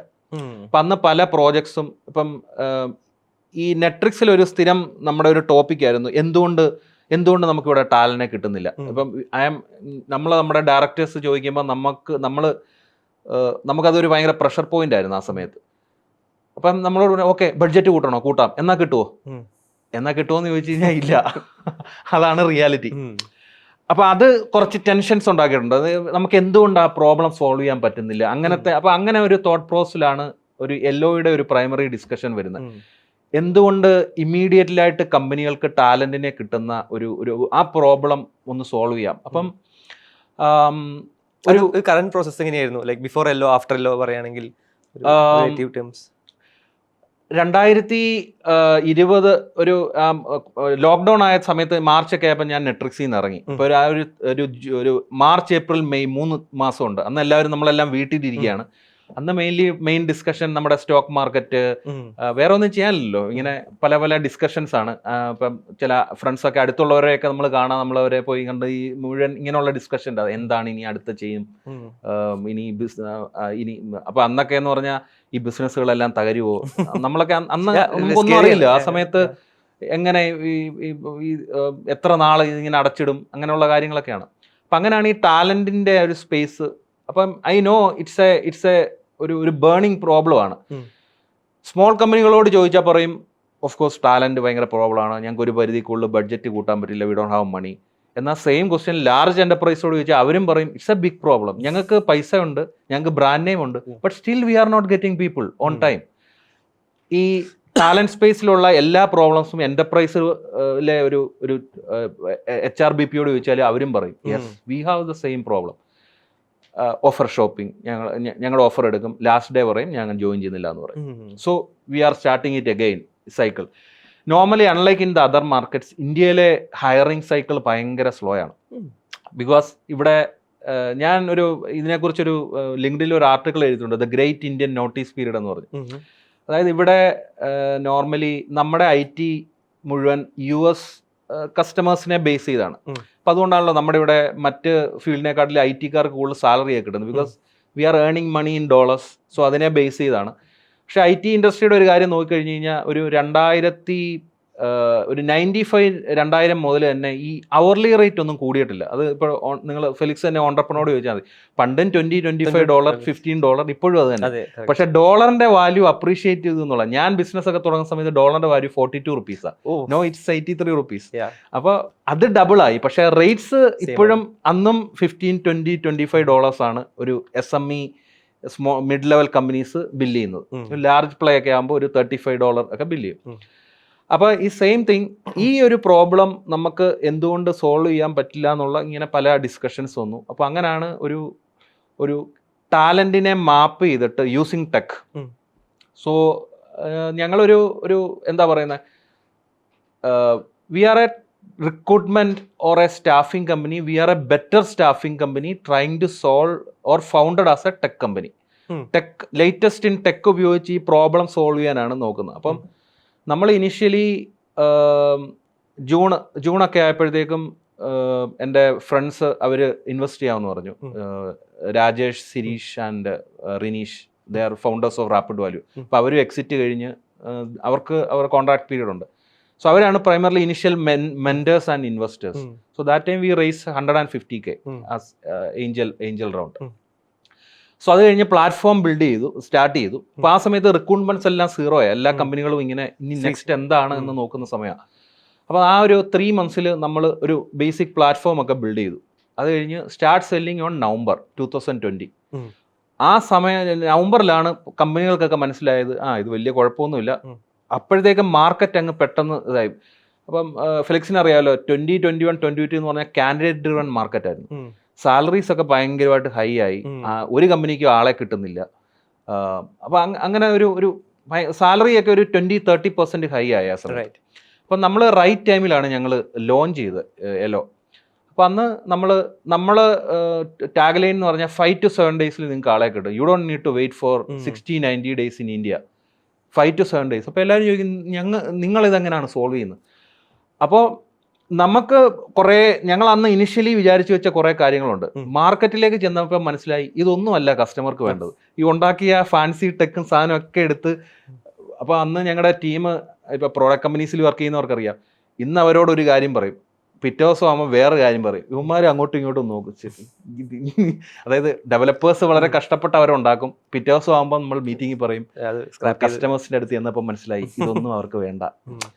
അപ്പോൾ അന്ന് ഞാൻ എപ്പോഴും ടീമിനോട് പറയുന്ന ഒരു വാചകമുണ്ട്, customer is only thinking about their problem. They don't mind we are bringing talent using AI or ML or algorithm or whatever thing. They only want a good profile in WhatsApp and send it. അവർ നമ്മളെ fancy tech build ചെയ്യുന്നതുകൊണ്ടൊന്നും അവരവരുടെ പ്രോബ്ലത്തെക്കുറിച്ച് മാത്രമേ ചിന്തിക്കുന്നുള്ളൂ. So നമ്മൾ അതാണ് solve ചെയ്യേണ്ടത്. അപ്പം അവർ അത് മനസ്സിലാവും. Okay, അപ്പോൾ എന്താണ് നമ്മുടെ നെക്സ്റ്റ്? അപ്പം ഞങ്ങളിങ്ങനെ കുറേ കാര്യങ്ങൾ ട്രൈ ഔട്ട് ഇട്ടാണ് ഒരു ഘട്ടം എത്തിയപ്പോഴാണ് നമ്മൾ ആ ടാലൻറ്റ് മാർക്കറ്റ് ക്രാക്ക് ചെയ്തത്. അപ്പോൾ ഞങ്ങൾ റീസെൻ്റ്ലി ഞങ്ങളുടെ കസ്റ്റമേഴ്സിന് ഒരു സർവേ നടത്തി.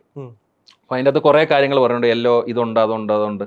ആൻഡ് എവരി വൺ ഒരു 90% പറഞ്ഞതെന്ന് വെച്ചാൽ, നിങ്ങൾ പറയുന്ന ബാക്കി കാര്യങ്ങളിലൊന്നും ഞങ്ങൾക്ക് ഇൻട്രസ്റ്റ് ഇല്ല. ഞങ്ങൾ only one thing we like Yellow is you somehow bring talent in a week time or few days. അതെങ്ങനെയാണെന്ന് ഞങ്ങൾക്ക് അറിയില്ല, പക്ഷെ നിങ്ങൾ എവിടെ നിന്ന് എങ്ങനെയാണെങ്കിലും അത് നിങ്ങൾ ക്രാക്ക് ചെയ്തിട്ടുണ്ട്. So that is only one thing. അപ്പോൾ അത് കഴിഞ്ഞ് പിന്നെ ഞങ്ങൾ അതിൽ മാത്രമേ ഫോക്കസ് ചെയ്യുന്നുള്ളൂ, വേറെ ഒന്നുമില്ല.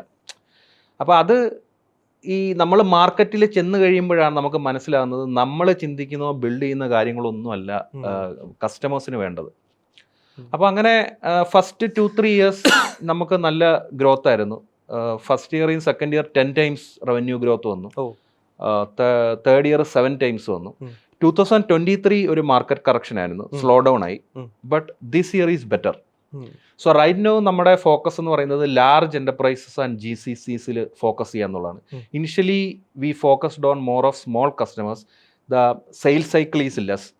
നമ്മുടെ ബ്രെഡ് ആൻഡ് ബട്ടർ നമുക്ക് കിട്ടണേ കുറച്ച് റവന്യൂ വേണം. അപ്പോൾ അതിൽ നമ്മൾ ഇനീഷ്യലി ലാർജ് എൻ്റർപ്രൈസിനെ ഫോക്കസ് ചെയ്ത് കഴിഞ്ഞാൽ sales cycle 6 to 9 to 1 year ആണ്. സോ നമുക്ക് റവന്യൂ ജനറേറ്റ് ചെയ്യാൻ പറ്റില്ല. So that time right now we have a steady revenue, we are in profit. So അപ്പോൾ അതിന് മുമ്പ് എല്ലോ എങ്ങനെയാണ്, how does Yellow make money? അതൊരു ഇമ്പോർട്ടൻറ്റ് ക്വസ്റ്റ്യൻ ആണല്ലോ. Revenue model, business model evolve ആയിട്ടുണ്ടോ ഓവർ ദി? അതെ, ഞങ്ങൾ ഇനിഷ്യലി ഫസ്റ്റ് 3 years ഈ short term contracts, short term means നമ്മുടെ ഈ അപ്വർക്ക് അല്ലെ ഫൈവറിലുള്ള ഒരു കൈൻഡ് ഓഫ് ഫ്രീലാൻസേഴ്സിനെ അല്ല ഞങ്ങൾ പ്രൊവൈഡ് ചെയ്യുന്നത്. We are providing career contractors who are contractors but they work with the large enterprises and very good with corporate environments. ഇപ്പം നമ്മൾ ഫൈവറിലോ അപ്വർക്കിലോ നമ്മൾ പോയി പോസ്റ്റ് ഇട്ട് നമുക്ക് ഇമ്മീഡിയറ്റ്ലി വിതിൻ അവറിൽ നമുക്ക് ആളെ കിട്ടും. പക്ഷേ ജനറലി കോർപ്പറേറ്റ്സിന് ആ ടൈപ്പ് ഓഫ് ഫ്രീലാൻസേഴ്സിനെ ഇഷ്ടമല്ല. വൈ? ജനറലി അവർ പറയുന്നത് വെച്ചാൽ ഇവർ ഒരു കമ്പനിയിലെ ഒരു കൾച്ചർ അല്ലെങ്കിൽ ആറ്റിറ്റ്യൂഡ് അവർ അതിനുവേണ്ടി സീസൺഡ് അല്ല. അവർ പണി ചെയ്യും, പക്ഷേ ചിലപ്പോൾ അവർ പെട്ടെന്ന് വർക്ക് നിർത്തിയിട്ട് പോകും. നമ്മൾ വിളിച്ചാൽ ഫോൺ എടുക്കത്തില്ല. എന്ന് പറഞ്ഞാൽ ഞാൻ ജനറലൈസ് ചെയ്ത് പറഞ്ഞല്ല, there are very good freelancers as well, very good. I work with dum. പക്ഷേ കോർപ്പറേറ്റ്സിന് മെയിൻലി നമ്മൾ ഒരു എംപ്ലോയി കൈൻഡ് ഓഫ്, അവരെപ്പോഴും എംപ്ലോയി കൈൻഡ് ഓഫ് ചിന്തിക്കുന്നത്. ഓക്കെ, നീ വർക്ക് ചെയ്തോ, പക്ഷെ നീ 9 to 6 വർക്ക് ചെയ്യണം. ഞങ്ങൾ 9 to 6 എപ്പോൾ ഫോൺ വിളിച്ചാലും നീ എടുക്കണം. വെറുതെ വിളിച്ച് ലീവ് പറയരുത്, ലീവ് പ്ലാൻ ചെയ്തേ പറയാവുള്ളൂ. സോ സീസൺഡ് ഫ്രീലാൻസേഴ്സിനെയാണ് ഞങ്ങൾ കരിയർ ഫ്രീലാൻസേഴ്സ് ആണ്. For example working with Amazon, Google, Cisco അങ്ങനെയുള്ള ഒരു എന്റർപ്രൈസ് കമ്പനികളിൽ വർക്ക് ചെയ്യുന്ന contractors. So they wish to. അപ്പം ഫിലിക്സ് ചോദിക്കുക എന്തിനാണ് അവർ കോൺട്രാക്ടേഴ്സായിട്ട് വർക്ക് ചെയ്യുന്നത്, അവർ നല്ല ടാലന്റ് അല്ലേ? കരിയർ കോൺട്രാക്ടേഴ്സ് അവർ പോകുന്നത് വൺ മണി, പെർമനന്റ് എംപ്ലോയീസിനെക്കാട്ടിലും 30 to 50% അവർക്ക് മോർ മണി കിട്ടും. കമ്പനികൾ വില്ലിംഗ് ആണ്, because they are taking it for 3 months or 6 months അവരെ എടുക്കുന്നത്. അപ്പോൾ ആ റിസ്ക് വേഴ്സസ് റിവാർഡാണ്. അവർക്ക് 6 months കഴിയുമ്പം നമുക്ക് 6 monthsലേക്കേ ആവശ്യമുള്ളൂ. സോ ഇച്ചിരി പൈസ കൂടുതൽ കൊടുത്താലും കുഴപ്പമില്ല, എനിക്ക് ലോങ് ടേം ബെഞ്ച് ഒന്നും വരില്ലല്ലോ. നോർമലി സർവീസ് കമ്പനികളുടെ മെയിൻ പ്രോബ്ലം എന്ന് പറഞ്ഞു കഴിഞ്ഞാൽ നമുക്ക് 8 മാസം പ്രോജക്റ്റ് കാണും, 4 മാസം പ്രോജക്റ്റ് ഇല്ല. ആ 4 മാസവും ആൾക്ക് സാലറി കൊടുക്കണം. അപ്പോൾ നമ്മുടെ ബെഞ്ച് നമ്മൾ ഏൺ ചെയ്ത നമ്മുടെ പ്രോഫിറ്റ് കുറഞ്ഞു. കോൺട്രാക്റ്റിൽ അതില്ല. ഇപ്പം നാളെ പ്രോജക്റ്റ് തീരുവാണെങ്കിൽ നാളെയാന്ന് പറഞ്ഞാൽ മതി, നോ പ്രോബ്ലം. ഒരു ചെറിയ നോട്ടീസ് തരണമെന്നേ ഉള്ളൂ. അപ്പം നമ്മുടെ മോഡലിൽ ആദ്യത്തെ 1 മാസം ഒരാളെ എടുത്തു കഴിഞ്ഞാൽ ആളുടെ പെർഫോമൻസ് മോശമാണെങ്കിൽ ഉടൻ ടെർമിനേറ്റ് ചെയ്യാം, നോ പ്രോബ്ലം. പ്രൊബേഷൻ ഉണ്ട്. അതെ. പക്ഷേ on the other side 1 month കഴിഞ്ഞാൽ നിങ്ങൾ ഒരു 15 days നോട്ടീസ് തരണം. ബിക്കോസ് എല്ലാവർക്കും പ്രിപ്പയർ ആണല്ലോ. ഇപ്പം ഈവൻ ഇഫ് പിന്നെ നോർമലി ഇൻ്റർവ്യൂ ഇപ്പം യെല്ലോ എന്ന് പറഞ്ഞാൽ ഒരു ഞങ്ങൾ ഇവരെ പ്രീവെറ്റ് ചെയ്യുന്നുണ്ട്. ഓക്കെ. അതായത് ഞങ്ങൾ ഇവരെ ഇൻ്റർവ്യൂ ചെയ്ത് ഇവരുടെ സ്കില്ല് സാറ്റിസ്ഫാക്ടറി ആണെങ്കിലേ ഞങ്ങളുടെ പ്ലാറ്റ്ഫോമിൽ ഞങ്ങൾ ലിസ്റ്റ് ചെയ്യത്തുള്ളൂ. പക്ഷേ ഇൻ്റർവ്യൂ എന്ന് പറയുന്നത് ഒരു ബയാസ്റ്റിംഗ് ആണ്. അതായത് I will tell you one example. ഒരു ലാർജ് കമ്പനിയിൽ 3 റൗണ്ട് ഇൻ്റർവ്യൂ ക്രാക്ക് ചെയ്ത ഒരാൾ ചിലപ്പോൾ ഒരു ചെറിയ കമ്പനിയിലെ ഇൻ്റർവ്യൂ ക്രാക്ക് ചെയ്യത്തില്ല. ബിക്കോസ് വാട്ട് പീപ്പിൾ വാണ്ട് എന്നുള്ളതാണ്. മാച്ചിങ് എന്ന് പറയുന്നത് ഒരു കോംപ്ലക്സ് പ്രോസസ്സാണ്. ഇപ്പോൾ ഫോർ എക്സാമ്പിൾ ഞങ്ങളുടെ പ്ലാറ്റ്ഫോമിൽ 10 ജാവ ഡെവലപ്പേഴ്സ് ഉണ്ടെന്ന് പറഞ്ഞാലും ചിലപ്പോൾ ഒരു ജാവ ഡെവലപ്പർ ജോബുമായിട്ട് അത് മാച്ച് ചെയ്യത്തില്ല.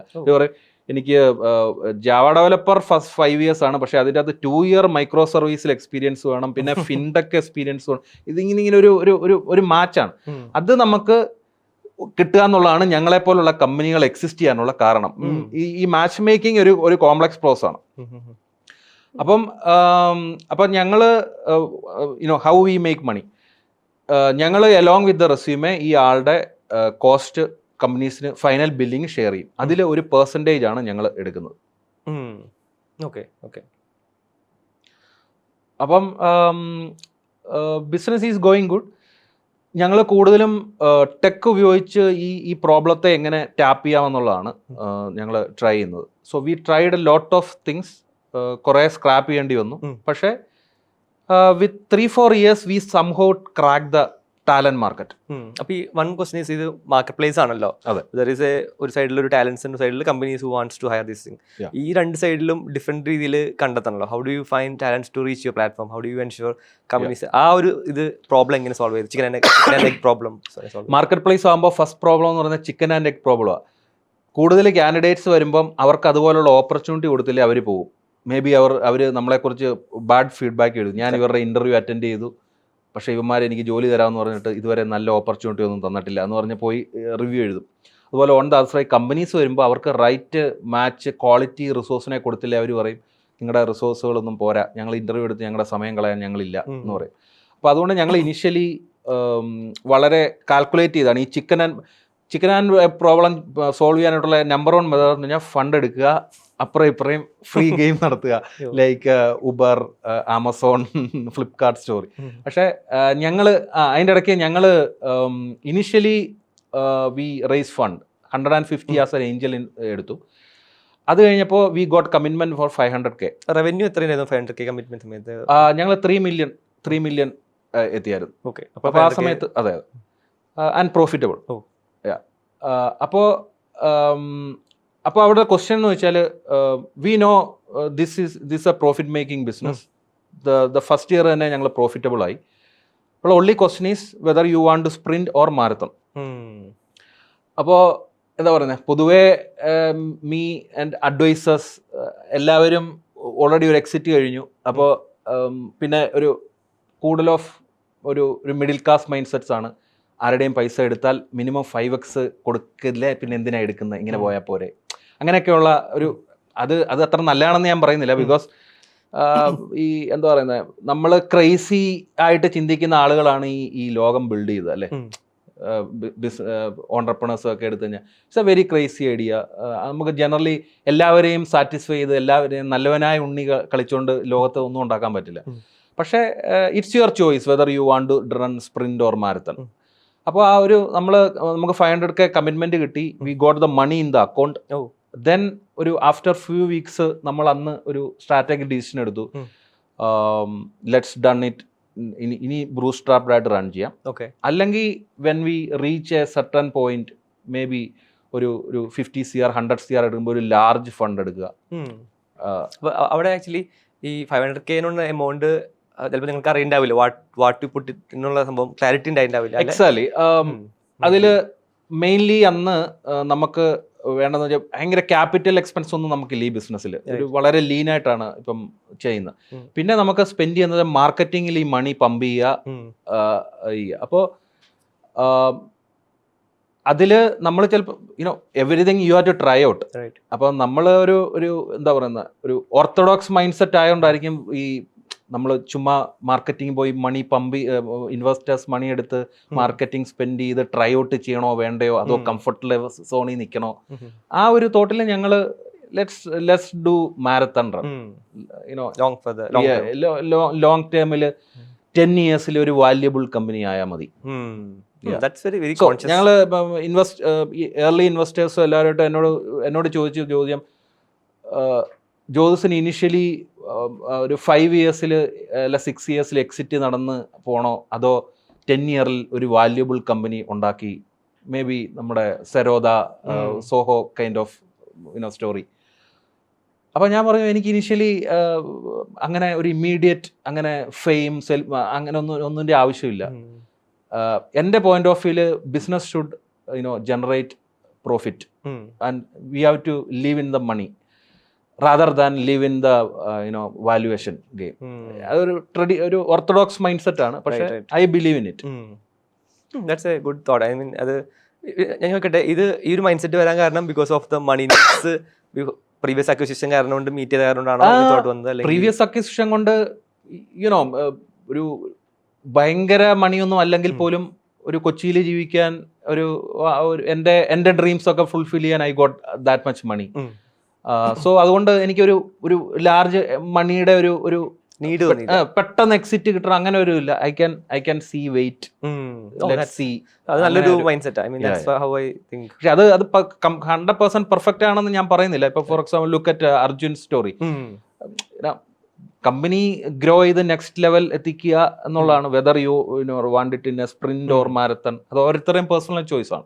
അങ്ങനെ അവിടെ എയിമിംഗ് ഫോർ ബില്യൺ ആണ്, ഇവിടെ എയിമിംഗ് ഫോർ ബില്യൺ ചിലപ്പോൾ ആവാം ആവാതിരിക്കാം. ആ ഒരു മൂഡിലാണ് ഞാൻ പൊതുവെ ആളുകളോട് പറയുന്ന കാര്യം എന്ന് വെച്ചാൽ നമ്മളെല്ലാം ചിന്തിക്കും what is A purpose of life. ജീവിതത്തിന് അങ്ങനെ ഒരു പർപ്പസ് ഇല്ല, ജീവിക്കുക എന്നുള്ളതേ ഉള്ളൂ പർപ്പസ്. നമുക്ക് കിട്ടുന്ന സ്മോൾ ഹാപ്പിനെസ് ആണ്. നമുക്ക് ഇടയ്ക്കിടയ്ക്ക് ഒരു ഹാപ്പിനെസ്സിന്റെ കിക്ക് കിട്ടും. ഫോർ എക്സാമ്പിൾ രാവിലെ നമ്മൾ എഴുന്നേറ്റ് ജിമ്മിൽ പോകുമ്പോൾ നമുക്കൊരു കിക്ക് കിട്ടും. നമ്മളൊരു 10 kilometer രാവിലെ ഓടിക്കഴിഞ്ഞാൽ നമുക്ക് അവസാനം ഒരു ഹോർമോണൽ കിക്ക് കിട്ടും. അല്ലെങ്കിൽ നമുക്ക് ഇഷ്ടമുള്ള ഒരു കാറ് നമ്മൾ മേടിക്കുമ്പം ഫ്യൂ ഡേയ്സ് അല്ലെ ഫ്യൂ മന്ത്സിലേക്ക് നമുക്കൊരു ഹാപ്പിനെസ് കിട്ടും. ഇങ്ങനെയുള്ള ചെറിയ ഹാപ്പിനെസ്സുകൾ ഉണ്ടാക്കുക എന്നുള്ളതാണ് എൻ്റെ പോയിന്റ് ഓഫ് വ്യൂല് ലൈഫിന്റെ പർപ്പസ്. അല്ലാതെ വേറെ ഒരു പർപ്പസും ഇല്ല ലൈഫിന്. മനുഷ്യൻ തന്നെ ഈ യൂണിവേഴ്സിൽ അത്ര ഇമ്പോർട്ടൻ്റ് ഒന്നുമല്ല നമ്മൾ വിചാരിക്കുന്ന പോലെ.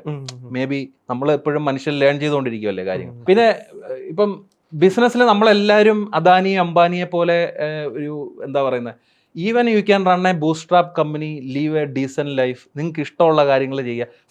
എൻ്റെ പോയിന്റ് ഓഫ് വ്യൂ ഫ്രീഡം ആണ് എനിക്ക് ബിസിനസ്സിൽ എനിക്ക് ഏറ്റവും, ഞാൻ ഓൺട്രപ്രണർ ആയതിൽ എനിക്ക് കിട്ടുന്ന ഏറ്റവും ഇമ്പോർട്ടൻറ്റ് കാര്യം എന്ന് വെച്ചാൽ ഫ്രീഡം ഒരു കാര്യമാണ്.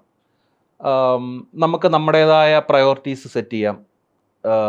നമുക്ക് may be I can go and work from A different location.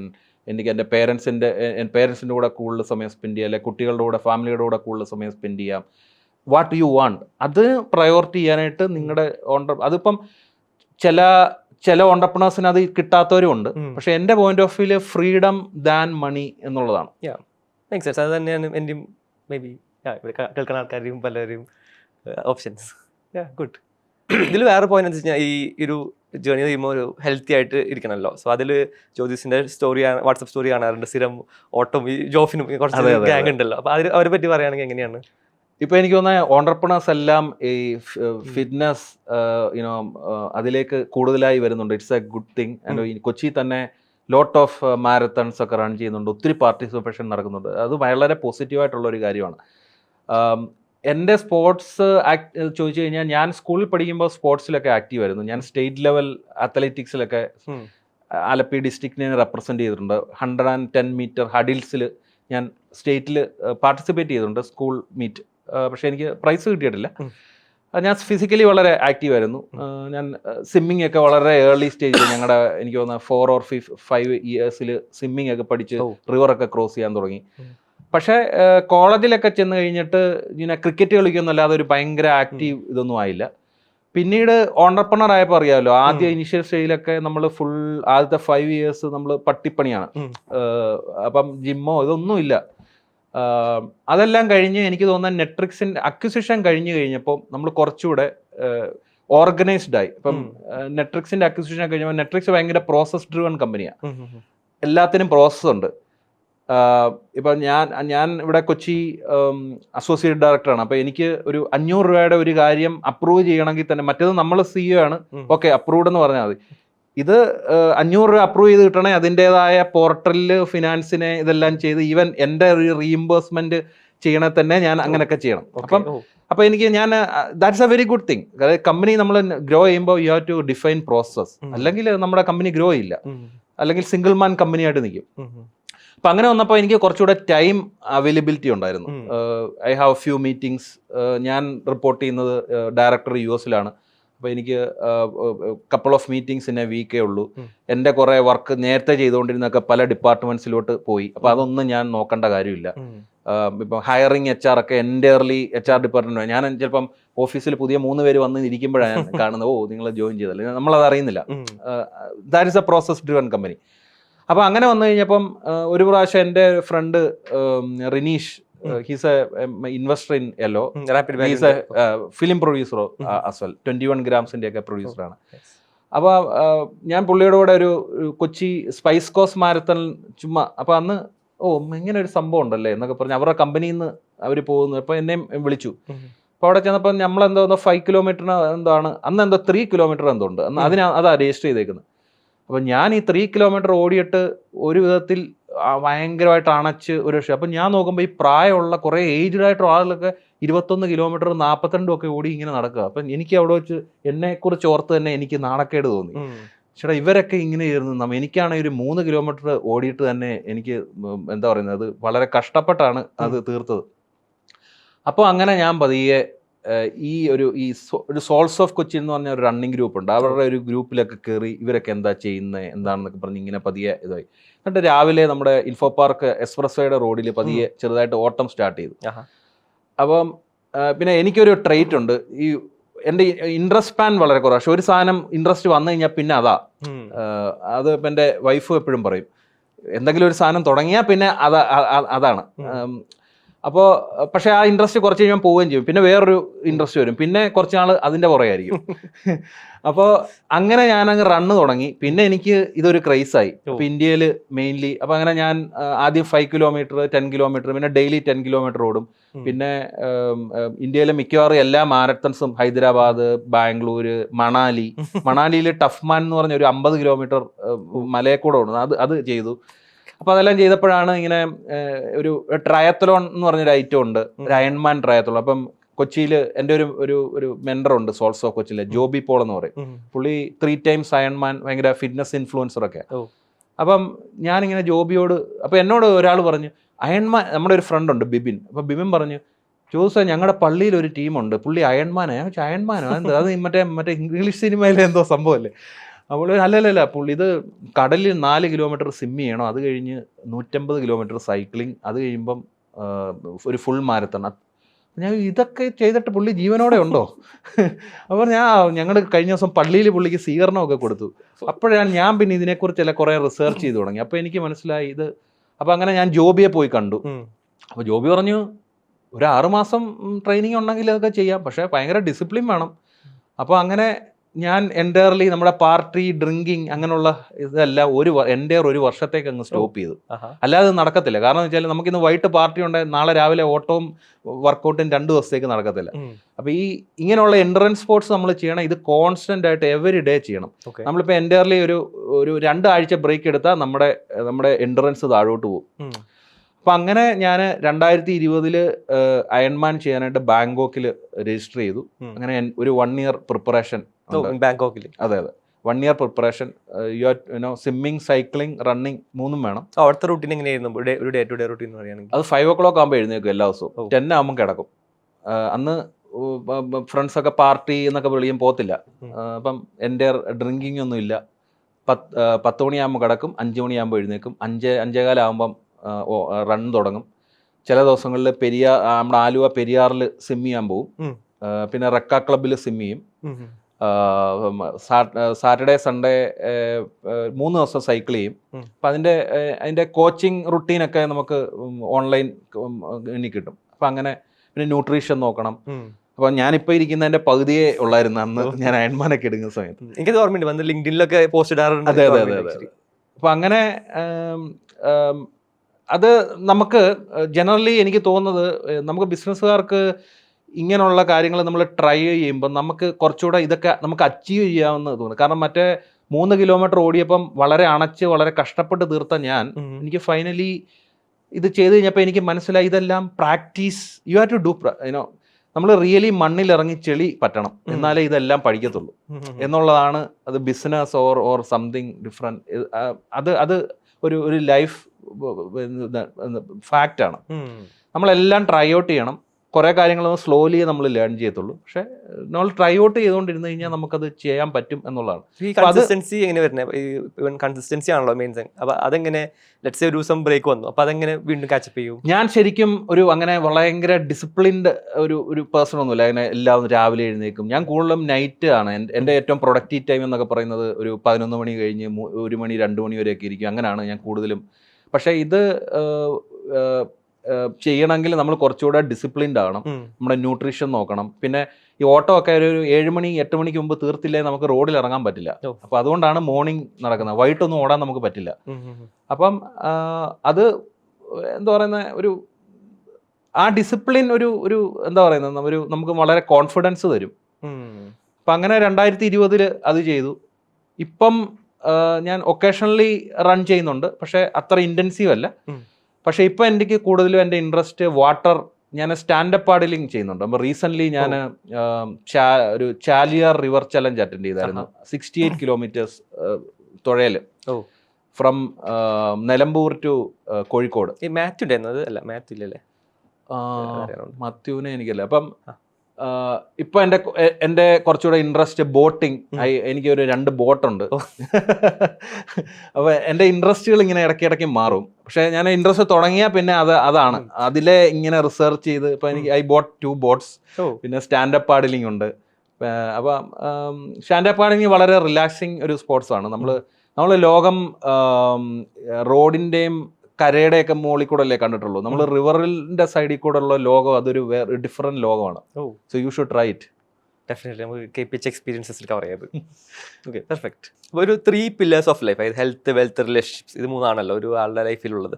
അപ്പോൾ നമ്മളിപ്പോൾ നമ്മളൊക്കെ ചെയ്യുന്നത് വെൽത്തിന് വേണ്ടിയാണ്. അത് ഒരു ഇതിന് കൂടെ പോകുന്നുണ്ട്. പിന്നെ ഹെൽത്തിനെ പറ്റി പറഞ്ഞു.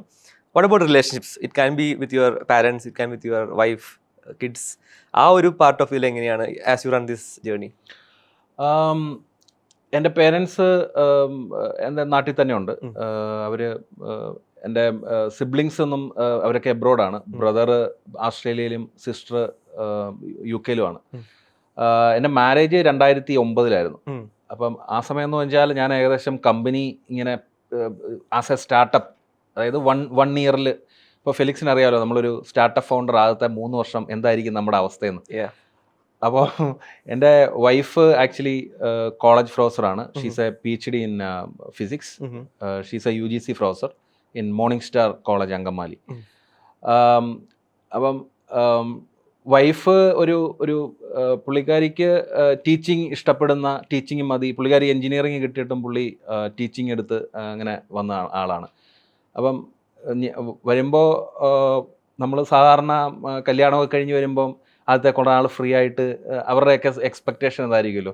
ഇത് ഏതോ മറ്റേ തീയിലൊക്കെ ഇടുന്ന പോലെ ആയിരിക്കുമെന്നാണ് പുള്ളിക്കാരിക്ക് തോന്നിയെന്നാണ് എനിക്ക് തോന്നുന്നത്. കാരണം നമ്മൾ ഫുൾ ടൈം രാത്രി മുഴുവൻ വർക്ക്. അപ്പം അന്ന് US കസ്റ്റമേഴ്സാണ്. അപ്പോൾ പുള്ളിക്കാരി രാവിലെ 9 തൊട്ട് 4 മണി വരെ ജോലി ചെയ്യുന്ന ജോലി, നമ്മൾക്ക് ഫുൾ ടൈം ജോലി. അപ്പോൾ അതിൻ്റേതായ പല ബുദ്ധിമുട്ടുകളും ഓഫ് കോഴ്സ് എൻ്റെ പാർട്ണർക്ക് ഉണ്ടായിട്ടുണ്ട്. പക്ഷേ എനിക്ക് തോന്നുന്നു ഞങ്ങൾ ഈ ഡിസംബറിൽ 15 വർഷം. അപ്പോൾ ഞാൻ ഇടയ്ക്ക് പറയാറുണ്ട്, എന്നെ ഇത്രയും നാൾ സഹിച്ചതിന് വളരെ നന്ദി. പക്ഷേ ആ ഒരു സ്റ്റാർട്ടപ്പ് സ്പേസ് കഴിഞ്ഞ്, അത് പുള്ളിക്കാരി എപ്പോഴും പറയും, മറ്റേത് ഞാൻ എവിടെ പോയാലും ഇങ്ങനെ ലാപ്ടോപ്പും കൈവച്ചുകൊണ്ട്, കാരണം നമുക്ക് എന്തെങ്കിലും എസ്കലേഷൻ കോൾ വരും. അപ്പോൾ ഇപ്പം ഈ LO ഒക്കെ തുടങ്ങിക്കഴിഞ്ഞപ്പം എന്നോട് വൈഫ് പറയും, ഇപ്പം നിങ്ങളങ്ങനെ പിന്നെ ഫുൾ ടൈം വർക്കൊന്നും ചെയ്യുന്നത് കാണുന്നില്ല, എവിടെ മറ്റേത് എവിടെയെങ്കിലും ടൂർ പോയാലും ഫുൾ ടൈം ലാപ്ടോപ്പും തുറന്ന് ഇരിക്കും. അപ്പം നമ്മൾ എന്തെങ്കിലും പരിപാടിക്കോ പുറത്തോ അല്ല, ഈവൻ ചില ഫാമിലിയായിട്ട് ഡിന്നറിന് പോയപ്പോൾ ഞാൻ ആ ഡിന്നർ ടേബിളിൽ വരെ ലാപ്ടോപ്പ് തുറന്ന് വെച്ചിട്ട് ഇരിപ്പുണ്ട്. അപ്പോൾ ഞാൻ പറഞ്ഞു, അന്ന് അങ്ങനെയൊക്കെ ചെയ്യേണ്ട, ശരിക്കും പറഞ്ഞാൽ അങ്ങനെയൊന്നും ചെയ്യണ്ടായിരുന്നു, അതൊക്കെ പ്രോസസ്സ് ചെയ്യണമായിരുന്നു. ഇപ്പോഴാണ് ഞാൻ ഇതൊക്കെ പഠിച്ചത്. അപ്പം നമ്മൾ ശരിക്കും കാര്യങ്ങൾ ഡെലിഗേറ്റ് ചെയ്യണം. അതൊരു ഭയങ്കര ഇമ്പോർട്ടൻ്റ് കാര്യമാണ്. ഡെലിഗേഷൻ ചെയ്തില്ലെങ്കിൽ നമ്മുടെ ബിസിനസ് ഗ്രോ ചെയ്യത്തില്ല. ഇപ്പം നമുക്ക് ചില കാര്യങ്ങൾ ചുമ്മാ വെറുതെ ചെയ്യാം, പക്ഷെ നമ്മൾ ചെയ്യരുത്. നമ്മൾ പ്രോപ്പർ പ്രോസസ്സിൽ ഡെലിഗേറ്റ് ചെയ്ത് അത് ചെയ്യാവുള്ളൂ. അപ്പം ഞാൻ ഇടയ്ക്ക് പറയും, ഞാൻ ഇപ്പോഴാണ് അതൊക്കെ പഠിച്ചത്. അപ്പോൾ അതുകൊണ്ട് ഇപ്പോൾ വളരെ കൃത്യസമയത്ത് വരാനും ഫാമിലിയായിട്ട് കുറച്ചുകൂടെ സമയം സ്പെൻഡ് ചെയ്യാനും ഒക്കെ പറ്റുന്നുണ്ട്. പക്ഷെ അന്ന് നമ്മളിത് ഒരു ലേണിംഗ് ഫേസ് ആണ്, നമുക്ക് സർവൈവലിൻ്റെ ഇതാണ്. അപ്പോൾ ആ സമയത്ത് നമ്മുടെ പ്രയോറിറ്റീസ് മാറും, എങ്ങനെങ്കിലും രക്ഷപ്പെടുത്തിയെടുക്കണം. പിന്നെ വേറൊരു ഇൻസിഡൻ്റ് ഉണ്ട്, വളരെ ഇൻട്രസ്റ്റിംഗ് ആണ്. എൻ്റെ എംപ്ലോയീസ്, അപ്പം ഞങ്ങളുടെ കല്യാണം നടക്കുന്ന സമയത്ത് ഒരു 10-12 എംപ്ലോയീസേ ഉള്ളൂ കമ്പനിയിൽ. അപ്പോൾ ആ സമയത്ത് ഞാൻ വളരെ കാലം കൂടിയിരുന്നാണ് കല്യാണത്തിന് വേണ്ടി ഒരാഴ്ച എൻ്റെ ലീവ്. അതായത് അപ്പോൾ അന്ന് ഞാൻ ഡിസൈഡ് ചെയ്ത് ലാപ്ടോപ്പ് ഒന്നും തുറക്കത്തില്ല ഒരാഴ്ച. ഞാനത് കഴിഞ്ഞ് ഒരാഴ്ച കഴിഞ്ഞ് തിരിച്ചു വന്നപ്പോഴത്തേക്ക് എൻ്റെ ഒരു മേജർ ക്ലയൻറ്റിനെ 2 എംപ്ലോയീസ് അടിച്ചുകൊണ്ട് പോയി. അപ്പം അന്ന് ഉണ്ടായ റവന്യൂ ഒക്കെ മറ്റേ ഏകദേശം ഓൾമോസ്റ്റ് 0 ആയി. ഒരു മറ്റേ മാർക്കി കസ്റ്റമർ ആയിരുന്നു. എനിക്ക് തോന്നുന്നു അന്ന് മാസം കണ്ട് ഒരു $10,000 $15,000 വരുന്ന ഒരു അക്കൗണ്ട് പോയി. അപ്പോൾ അപ്പം ഞാനിങ്ങനെ വൈഫിനോട് പറഞ്ഞു. അപ്പം പുള്ളിക്കാരി ചോദിച്ചു, ഇനി നമ്മളെങ്ങനെ ജീവിക്കും? അപ്പം ഞാൻ പറഞ്ഞു, അതൊക്കെ നമുക്ക് സെറ്റ് ചെയ്യാം. അപ്പോൾ അങ്ങനെയുള്ള കാര്യങ്ങളുണ്ട്. പക്ഷേ അങ്ങനെയുള്ള ഇൻസിഡൻസ് ഉണ്ടായതുകൊണ്ട് അന്ന് വളരെ ബുദ്ധിമുട്ട് തോന്നിയെങ്കിലും അന്ന് ഭയങ്കര ടെൻഷൻ ഉണ്ടായിരുന്നു, സീരിയസ്ലി. മറ്റേത് നേരത്തെ ഞാൻ മാത്രമേ ഉള്ളായിരുന്നു, ഇപ്പം കൂടെ ഒരാളും കൂടെ ഉണ്ട്. പക്ഷേ അങ്ങനെയുള്ള ഇൻസിഡൻസ്, ഹാർഡ് ഇൻസിഡൻസ് ഉണ്ടായതുകൊണ്ട് me as A entrepreneur season ചെയ്യാനായിട്ട് പറ്റിയിട്ടുണ്ട്. അതുപോലെ അപ്പോൾ ഇപ്പോൾ ഒരു ഫ്ലാഗ്ഷിപ്പ് ക്ലയൻറ്റ് പോയാലും നമുക്ക് തിരിച്ചു പിടിക്കാം എന്നുള്ള ഒരു ലൈൻ പഠിച്ചത് ആ എക്സ്പീരിയൻസിൽ കൂടാണ്. That's very good. ഇപ്പോൾ നമ്മൾ പോഡ്കാസ്റ്റ് കേൾക്കാനും വന്നിട്ടുണ്ട്. അപ്പോൾ നമ്മൾ പറയുന്നത് CC college of engineering Chengannur, CC mafia college of, നമ്മുടെ വാട്സപ്പ് ഗ്രൂപ്പിലാണെങ്കിലും ബഞ്ച് ഓഫ് ഓൺട്രപ്രണേഴ്സ് എല്ലാവരും CEC-നാണ് വരുന്നത്. അപ്പോൾ വാട്ട് ഈസ് സോ സ്പെഷ്യൽ? അവിടെ എന്തെങ്കിലും മാജിക് നടക്കണ്ടല്ലോ, എന്താണ് അവിടെ മാജിക് ഉണ്ടോ എന്ന് എനിക്കറിയില്ല. ചെങ്ങന്നൂർ ഇവിടുത്തെ ഒരു ടയർ 3 സിറ്റി എന്ന് പറയാം കേരളത്തിലെ. പക്ഷേ ഇറ്റ്സ് എ ഗുഡ് സിറ്റി, നല്ല ആളുകളൊക്കെയാണ്. പക്ഷേ എനിക്ക് പണ്ടേ തോന്നിയിട്ടുള്ളത്, ഈവൻ ഞങ്ങളുടെ സീനിയേഴ്സ് വളരെ കേരളത്തിൻ്റെ പല ഭാഗങ്ങളിൽ നിന്നാണ് വരുന്നത്, പക്ഷേ വളരെ ടാലൻറ്റഡ് ആയിട്ടുള്ള ആളുകളാണ് വന്നുകൊണ്ടിരുന്നത്. അതെന്താണെന്ന് എനിക്കറിയില്ല. ഇപ്പോൾ CC-യിലെ മെയിൻ ഓൺട്രപ്രണേഴ്സ് എന്ന് പറയാനായിട്ട് നമ്മുടെ അർജുൻ പിള്ള. അപ്പോൾ അർജുൻ പിള്ള ഇപ്പം കേരളത്തിൽ നിന്ന് തന്നെയുള്ള ഒരു എന്താ പറയുന്നത്, ഒരു ഫ്ലാഗ്ഷിപ്പ് ഓൺട്രപ്രണറാണ്. നമ്മൾ ഇവിടെ സ്റ്റാർട്ടപ്പ് എക്കോസിസ്റ്റം ഇൻ കേരള പറയുമ്പോൾ അവിടെ നിന്നുള്ള ഒരു നമ്പർ 1 ആയിട്ടാണ് വെക്കുന്നത്. അപ്പോൾ അർജുനോട് തന്നെ പല കാര്യങ്ങൾക്ക് ഞാൻ വിളിച്ച് അഡ്വൈസ് ചോദിക്കാറുണ്ട്. പുള്ളി എന്നെ പല ഇതിന് ഹെൽപ്പ് ചെയ്തിട്ടുണ്ട്, പല അഡ്വൈസസ്. പിന്നെ ജോഫിൻ, പിന്നെ നമ്മുടെ രഞ്ജിത്ത് പെർലി ബുക്സ്, പുള്ളി ലാബ്സ് രഞ്ജിത്തേട്ടൻ നമ്മുടെ സീനിയറാണ്. പിന്നെ സന്ദീപ് ബാലാജി, നമ്മുടെ എൻട്രിയുടെ CTO രാഹുൽ CC ആണ്. പിന്നെ മറ്റേ അർജുൻ്റെ കോഫൗണ്ടർ അനൂപ്, പിന്നെ അമർജ്യോതി കൃഷ്ണൻ, പൂർണ്ണം.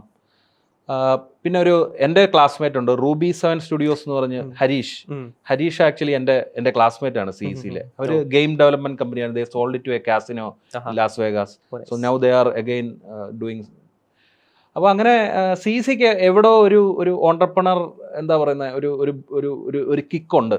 അതെങ്ങനെ വന്നു എന്ന് എനിക്കറിയില്ല.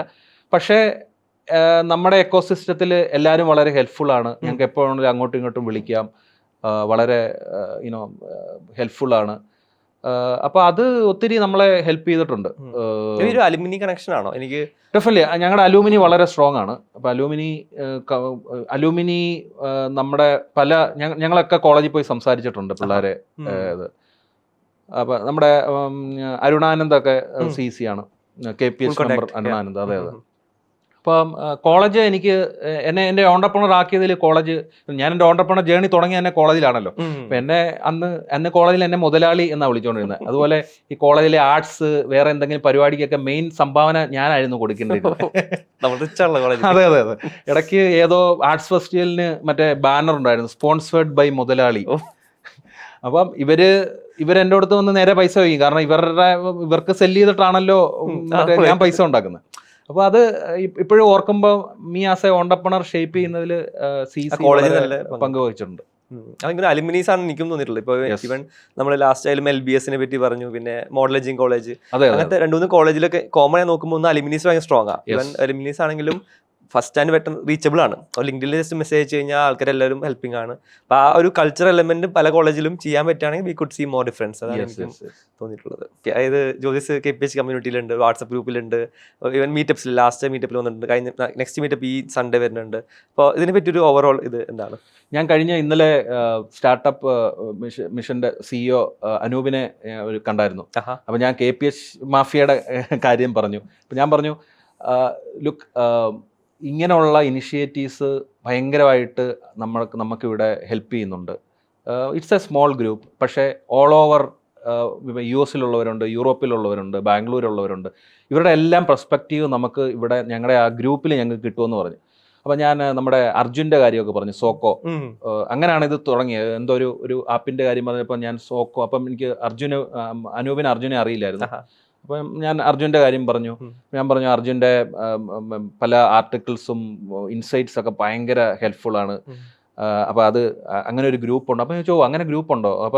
അപ്പം എന്നോട് പറഞ്ഞു എന്നാൽ എന്നെയും കൂടെ ആഡ് ചെയ്യാൻ. അപ്പം ഞാൻ പറഞ്ഞു ഇല്ല, ഞങ്ങൾ CEO ഇങ്ങനെയുള്ള നിങ്ങളെ ഗവൺമെൻറ് ആളുകളെയൊന്നും ഞങ്ങൾ ആഡ് ചെയ്യത്തില്ല എന്ന് പറഞ്ഞു.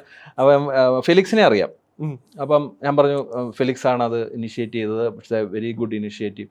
അപ്പോൾ എനിക്ക് തോന്നിയത് നമ്മളിവിടെ കേരളത്തിലിരുന്ന് നമ്മൾ ജനറലി സംസാരിക്കുമ്പോൾ നമ്മൾ ഒരു ബയസ് ഉണ്ടല്ലോ നമ്മൾ ചെയ്യുന്നതല്ല. പക്ഷേ KPH-ൽ അതെടുത്ത് വലിച്ചു ദൂരെ എറിയും. ബിക്കോസ് പക്കാ പെർസ്പെക്റ്റീവ് കിട്ടും. US-ലുള്ളപ്പോൾ അവർക്ക് അതായത് നമുക്ക് വെറുതെ ബയാസ്ഡ് ആയിട്ടൊന്നും ഒരു കാര്യം പറയാൻ പറ്റത്തില്ല. അതെടുത്ത് അപ്പോഴേ പൊളിയും. ശരിയല്ലേ? അതാണ് KPH-ൻ്റെ ഏറ്റവും വലിയ അഡ്വാൻറ്റേജ്. പിന്നെ പറഞ്ഞാൽ നമ്മുടെ ഈ പറഞ്ഞ പോലെയാണ് മലയാളി ഇവിടെ കൊണ്ടപ്പോഴാകത്തില്ല, പുറത്തു പോയാലേ ആകത്തുള്ളൂ എന്ന് പണ്ടൊരു പറച്ചിലുണ്ടല്ലോ. അതൊക്കെ ഒത്തിരി മാറിയിട്ടുണ്ട്. ഇവിടെയും റിയൽ ഓപ്പർച്യൂണിറ്റി ഇഷ്ടം പോലെ ഉണ്ട്. പക്ഷേ ഞാൻ പറയുന്ന ആ ഗ്ലോബൽ ഓഡിയൻസിനെ ഒരു കുടക്കീഴിൽ കൊണ്ടുവരാൻ പറ്റിയതാണ് KPH-ന്റെ ഏറ്റവും വലിയ അഡ്വാൻറ്റേജ്. ഇപ്പൊ ഏത് സിറ്റി, ഇപ്പം ബേരിയയിൽ പോയിട്ട് നമ്മുടെ KPH-ൽ ഒരു മെസ്സേജ് ഇട്ട് കഴിഞ്ഞാൽ വൈകിട്ടാകുമ്പോൾ 10 വരെ ഇവിടെ കോഫി ഷോപ്പിൽ നമുക്ക് മീറ്റപ്പ് നടത്താം. ആ അവസ്ഥയായി. അല്ല, ഒന്ന് എക്സ്ട്രീം ഫിൽറ്ററിംഗ് ആണ്. നമ്മളായാലും നോബിൾ ഷിറ്റ് മോഡൽ ഇതിൽ നമ്മൾ പല ആൾക്കാരെ ആഡ് ചെയ്യാണ്ടിരുന്നിട്ട്. പിന്നെ വേറൊരു കാര്യം ഞാൻ നോട്ട് ചെയ്തെന്ന് വെച്ചാൽ, പണ്ട് മുതലേ നമ്മുടെ പോളിസീസിൽ ഒരു അനാവശ്യ കണ്ടന്റും അതിൻ്റെ അകത്ത് ഫോർവേഡ് ചെയ്യാനോ ഒന്നും വളരെ സ്ട്രിക്ട്ലി ഇതാണ്. അത് കാരണം ഭയങ്കര പോയിന്റ് ടു ദ കണ്ടന്റ് ഓൺടർപ്രണർഷിപ്പിനെ അല്ലെങ്കിൽ എന്തെങ്കിലും ആളുകളെ ഹെൽപ്പ് ചെയ്യുന്നല്ലാത്ത ഒരു ക്രാപ്പി കണ്ടന്റും നമ്മുടെ ഗ്രൂപ്പിൽ അനുവദിക്കത്തില്ല. അതിൽ ഫെലിക്സ് പണ്ട് മുതലേ ഭയങ്കര പർട്ടിക്കുലർ ആയിരുന്നു. കുറെ ആൾക്കാർ പുറത്താക്കിയിട്ട് വരാറുണ്ട്. ഉറപ്പായിട്ടും അതെ. അത് കീപ്പ് ചെയ്താണ് എനിക്ക് തോന്നുന്നത് നമ്മുടെ ഗ്രൂപ്പിന് ഇത്രയും വാല്യൂം ഹൈ ക്വാളിറ്റി മെയിൻറ്റെയിൻ ചെയ്യുന്ന ഹൈ ക്വാളിറ്റി ഡിസ്കഷൻസ് ആണ്, നോ ബുൾഷിറ്റ്. അപ്പോൾ ഈവൻ നമ്മൾ മീറ്റപ്സിലാണെങ്കിലും ആ ഒരു സാധനം എക്സ്ട്രീം ഇൻവൈറ്റ് ഓൺലി. ചുമ്മാ ആരും നമ്മൾ ഈ പോഡ്കാസ്റ്റ് തുടങ്ങിയ പിന്നെ 1000+ ആൾക്കാരാണ് വെയിറ്റിംഗ് ലിസ്റ്റ് ഉള്ളത്. അവിടെയും എക്സ്ട്രീംലി ഞാൻ തന്നെ കുത്തിരുന്ന് പിക്കപ്പ് ചെയ്തിട്ടാണ് ആഡ് ചെയ്ത് കൊണ്ടിരുന്നത്. അപ്പോൾ അവിടെ that has to be done in order to ensure the quality and the kind of people coming to our. വേറൊരു കാര്യം എനിക്ക് തോന്നിയിട്ടുള്ളത്, നമ്മുടെ ഗ്രൂപ്പിലെ ഏത് പ്രോഡക്റ്റ് ലോഞ്ചിനും നമ്മുടെ ഗ്രൂപ്പ് മെമ്പേഴ്സ് മാസം അപ്പോർട്ട് ചെയ്ത് കഴിഞ്ഞ് കഴിഞ്ഞാൽ എനിക്ക് തോന്നുന്ന ഒരു 200-250 വോട്ട് വിതിൻ ഒരു മണിക്കൂറിൽ കിട്ടും. അത് വേറെ ആർക്കെങ്കിലും ആ അഡ്വാൻറ്റേജ് ലോകത്തുണ്ടെന്ന് എനിക്ക് തോന്നുന്നില്ല, സീരിയസ്ലി. അത് ഞാൻ നോട്ട് ചെയ്തിട്ടുണ്ട്. അതായത് വിതിൻ 1 to 2 hours ഒരു 200 വോട്ട് എക്സ്ട്രാ കിട്ടുമല്ലേ പ്രോഡക്റ്റ് ഫണ്ടിലൊക്കെ. അത്രയും വിസിബിലിറ്റി അല്ലേ വരുന്നത്. ഇത് ഞാൻ എന്താ പറയുക, ഈവൻ പല ബാംഗ്ലൂരോ അല്ലെങ്കിൽ പല സിറ്റീസിലുള്ള ഗ്രൂപ്പിലൊക്കെ നോക്കിയപ്പോൾ അവിടെ ആ ഒരു ലെവൽ ഓഫ് ആക്ടിവിറ്റി ഇല്ല. അപ്പോൾ അത് സം മലയാളി ഒരു ഒത്തൊരുമ thing is there, some magical element also added to the thing. അതാണ് ഇപ്പോൾ ഉള്ളത്. ഈവൻ അപ്പോൾ നമ്മളൊരു നാളെ മീറ്റപ്പ് ഉണ്ട് ഒപ്പം തന്നെ. ഓക്കെ, അപ്പോൾ നമ്മുടെ കേരളത്തിൽ ഒരു ബഞ്ച് ഓഫ് ഡെവലപ്പേഴ്സ് അല്ലെങ്കിൽ സോഫ്റ്റ്വെയർ ടാലന്റ് പൂൾ വരുന്നുണ്ട്. അപ്പോൾ ഇപ്പോൾ ഒരു സൈഡിൽ കൂടെ AI വരുന്നുണ്ട്. നമ്മളെല്ലാവരും വറീഡാണ് വെദർ നമ്മുടെ ജോലി പോവോ, how will we earn a living, right? അപ്പോൾ ആ ഒരു ഇതിനെ എങ്ങനെയാണ്, പെർസ്പെക്റ്റീവ് എങ്ങനെയാണ് from your point of view? എനിക്ക് ഇത് ജ്യോതിസിനോട് സ്പെസിഫിക് ചോദിക്കാൻ കാരണം വെച്ച് കഴിഞ്ഞാൽ you have been fortunate enough. ഒപ്പം തന്നെ ഇങ്ങനത്തെ ട്രെൻഡ്സ് സ്പോട്ട് ചെയ്തിട്ടുണ്ട്. ബാക്ക് ഇൻ 2009 ആ ക്ലൗഡ് വേവും, ഒപ്പം തന്നെ അത് കഴിഞ്ഞിട്ട് പിന്നെ AWS ഉള്ള മറ്റേ ന്യൂട്രിക്സിന് വിറ്റ ഇതും അല്ല, you have been at the right place right time and able to spot the trends. അപ്പോൾ ആ ഒരു പെർസ്പെക്റ്റീവിലും കൂടി പറയുകയാണെങ്കിൽ. ഫെലിക്സിന് അറിയാമല്ലോ, ഞാൻ 2020 മുതൽ ഈ പ്രോബ്ലത്തെക്കുറിച്ചാണ് ചിന്തിച്ചുകൊണ്ടിരിക്കുന്നത്. ടാലൻറ്റ് എങ്ങനെ ഇമ്മീഡിയറ്റ് ടാലൻറ്റിനെ കൊണ്ടാക്കാം, എവിടെ ടാപ്പ് ചെയ്യാം, എങ്ങനെയാണ് ക്വാളിറ്റി ഉറപ്പുവരുത്താൻ പറ്റുന്നത്, എങ്ങനെ കുറേ പ്രോസസ്സ് ഓട്ടോമേറ്റ് ചെയ്യാം. ഇപ്പോൾ ലോകത്തിലെ ഏറ്റവും valuable company NVIDIA, Apple, they have cash rich കമ്പനീസാണ്. they have a lot of people in the talent acquisition. They can hire any top talent acquisition leader in the world. But still, why vendors exist? ഈ Apple I think hundreds of talent വെൻഡേഴ്സായിട്ട് work ചെയ്യും. One thing എന്ന് പറഞ്ഞാൽ focus ആണ്. ഇപ്പം എല്ലോ as A company ഞങ്ങൾ ഈ ടെക് ടാലൻറ്റിൻ്റെ സ്പേസ് മാത്രം എവറി ഡേ രാവിലെ ഉച്ചയ്ക്കും വൈകിട്ട് ഇത് മാത്രം ചിന്തിച്ചുകൊണ്ടിരിക്കുക. ആപ്പിളിൻ്റെയോ എൻവിഡിയയുടെയോ ഫോക്കസ് അതല്ലല്ലോ. അവർ എൻവിഡിയ എങ്ങനെ നെക്സ്റ്റ് ലെവൽ ചിപ്പ് ഉണ്ടാക്കുക, അല്ലെ apple next level version of phone അതിൽ എന്ത് ഇന്നോവേഷൻ കൊണ്ടുവരാമെന്നാണ് അവർ രാവിലെ ഉച്ചയ്ക്കും വൈകിട്ടും ചിന്തിച്ചുകൊണ്ടിരിക്കുന്നത്, അല്ലേ? അപ്പോൾ നമ്മളൊരു പ്രോബ്ലം ഐഡൻറ്റിഫൈ ചെയ്ത് കഴിഞ്ഞാൽ അതിൽ നമ്മൾ എത്ര ഇൻവോൾവ് ആണ് എന്നുള്ളതിനെ ഡിപ്പെൻഡ് ചെയ്താണ്. അതുകൊണ്ടാണ് ഈ ടാലൻറ്റ് പ്രോബ്ലം ഇപ്പോഴും ക്യാഷ് റിച്ച് കമ്പനികൾ വെൻഡേഴ്സിനെ ഡിപ്പെൻഡ് ചെയ്യുന്നത്. ബിക്കോസ് അവർക്ക് ലോകത്തിലെ ഏത് മിടുക്കൻ ടാലൻറ്റ് അക്വിസിഷൻ എന്ത് ടൂളോ എന്തും മേടിക്കാം. But still nobody has solve that problem. ഒരു റീസൺ എന്ന് പറയുന്നത് ഹ്യൂമൻ ബീയിങ് ആണ് എന്നുള്ളതാണ്. ഹ്യൂമൻ ബീയിങ്ങിൻ്റെ പ്രയോറിറ്റി എല്ലാം ഭയങ്കര ഡിഫറൻ്റ് ആണ്.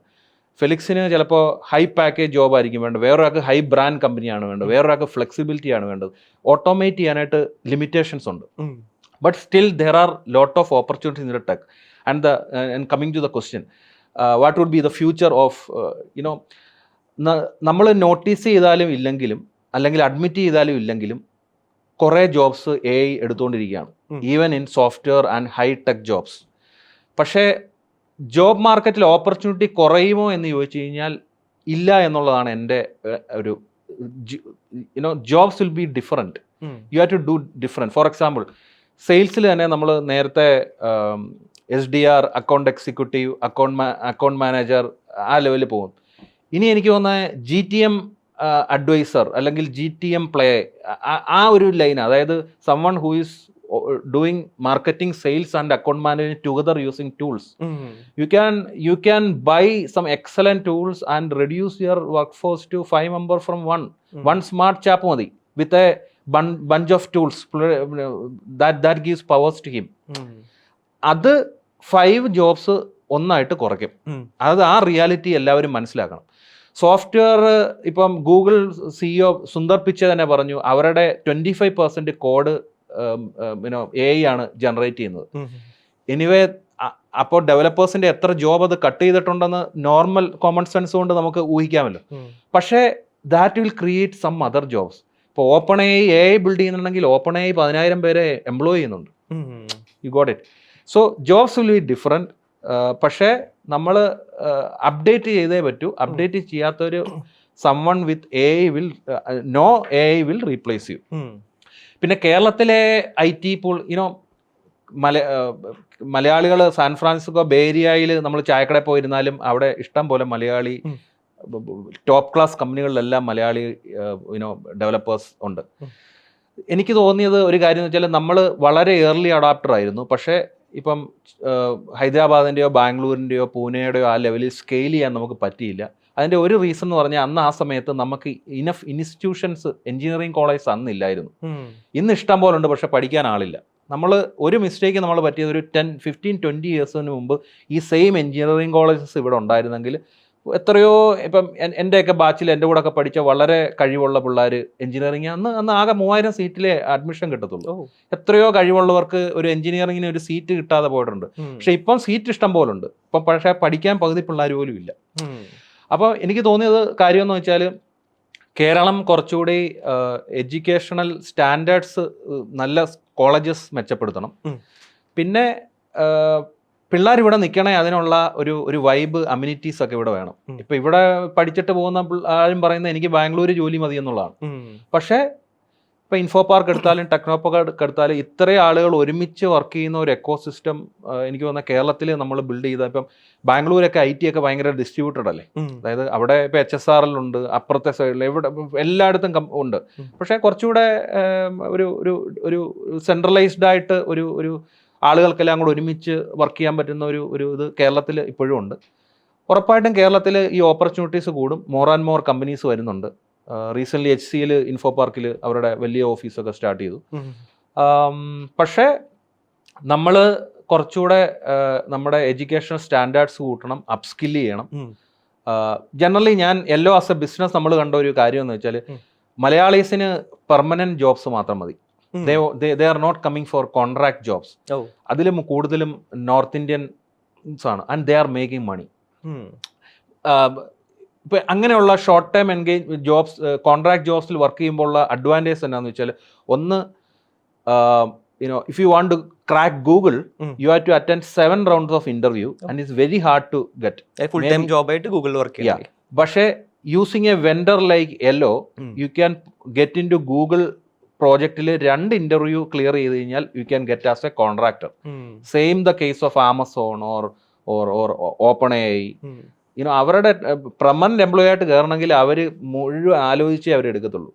ഇപ്പോൾ കാണുന്ന വേറൊരു ട്രെൻഡ് എന്ന് വെച്ചാൽ ഇന്റർവ്യൂസ് ആർ ഗെറ്റിംഗ് ടഫർ. കമ്പനികൾ വളരെ ആലോചിച്ചേ ആളുകളെ എടുക്കത്തുള്ളൂ. പണ്ടത്തെ പോലെ എല്ലാവരും കയറി വാ മോനെ എന്നുള്ള ലൈൻ ഇപ്പം ഇല്ല. എനിക്കൊന്ന് 2021 ഹയറിംഗ് ക്രൈസി ആയിരുന്നു. നിനക്ക് എന്തെങ്കിലും അറിയാം ആ പോര് എംപ്ലോയിയാ. ഇപ്പം അങ്ങനല്ല. ഇപ്പം വളരെ ആലോചിച്ച് ഇന്റർവ്യൂ റൗണ്ട്സ് കൂടുന്നു, വീണ്ടും ആലോചിക്കും ഇവനെ എടുക്കണോ വേണ്ടയോ. അപ്പോൾ ഇന്റർവ്യൂസ് ഗെറ്റിംഗ് ടഫർ ആകുകയാണ്. അപ്പം അപ്സ്കിൽ ചെയ്യുക എന്നുള്ളതാണ് ഇതിൻ്റെ അകത്ത് ഒരു ഇത് എനിക്ക് പറയാനുള്ളത്. പിന്നെ ഈ ഗിഗ് എക്കണോമി പോലെ പറയുകയാണെങ്കിൽ ഇപ്പോൾ ഈ കോൺട്രാക്ട് ഗിഗ് എക്കണോമി ഭാഗമാണോ അല്ലെങ്കിൽ ഇറ്റ്സ് ലൈക്ക് ന്യൂ മാർക്കറ്റ് ആണോ, എങ്ങനെയാണത്? US IT 40% കോൺട്രാക്ടേഴ്സ് ആണ്. and people prefer it because they get more money, they have flexibility, they get opportunity to work with the large projects and organization in short period of time. Okay, പക്ഷേ അവിടെ and they got tax benefits as well. If you are a consultant, you can tax കൂടുതൽ save ചെയ്യാൻ പറ്റും. ഇത് employee അല്ലെങ്കിൽ talent perspective, what from the company പെർസ്പെക്റ്റീവിൽ എങ്ങനെയായിരിക്കും? കമ്പനിയുടെ പെർസ്പെക്റ്റീവിൽ ജിഗ് എക്കോണമി 100% വളരാനാണ് സാധ്യത കൂടുതൽ. ബിക്കോസ് കമ്പനികൾക്ക് ഒന്ന് റിസ്ക് റിവാർഡ് ഒരു ലൈനുണ്ട്. അതിൽ മേ ബി ഐ തിങ്ക് ഒരു 70% പെർമനന്റ് എംപ്ലോയീസ് ആൻഡ് 30% കോൺട്രാക്ടേഴ്സ് എന്നുള്ള ലൈനിൽ കമ്പനികൾ വരും. ഇനിയുള്ള ഫ്യൂച്ചറിൽ അത് വരും. പക്ഷേ അതുകൊണ്ട് നമ്പർ ഓഫ് ജോബ്സ് ഒന്നും കുറയാൻ പോകുന്നില്ല.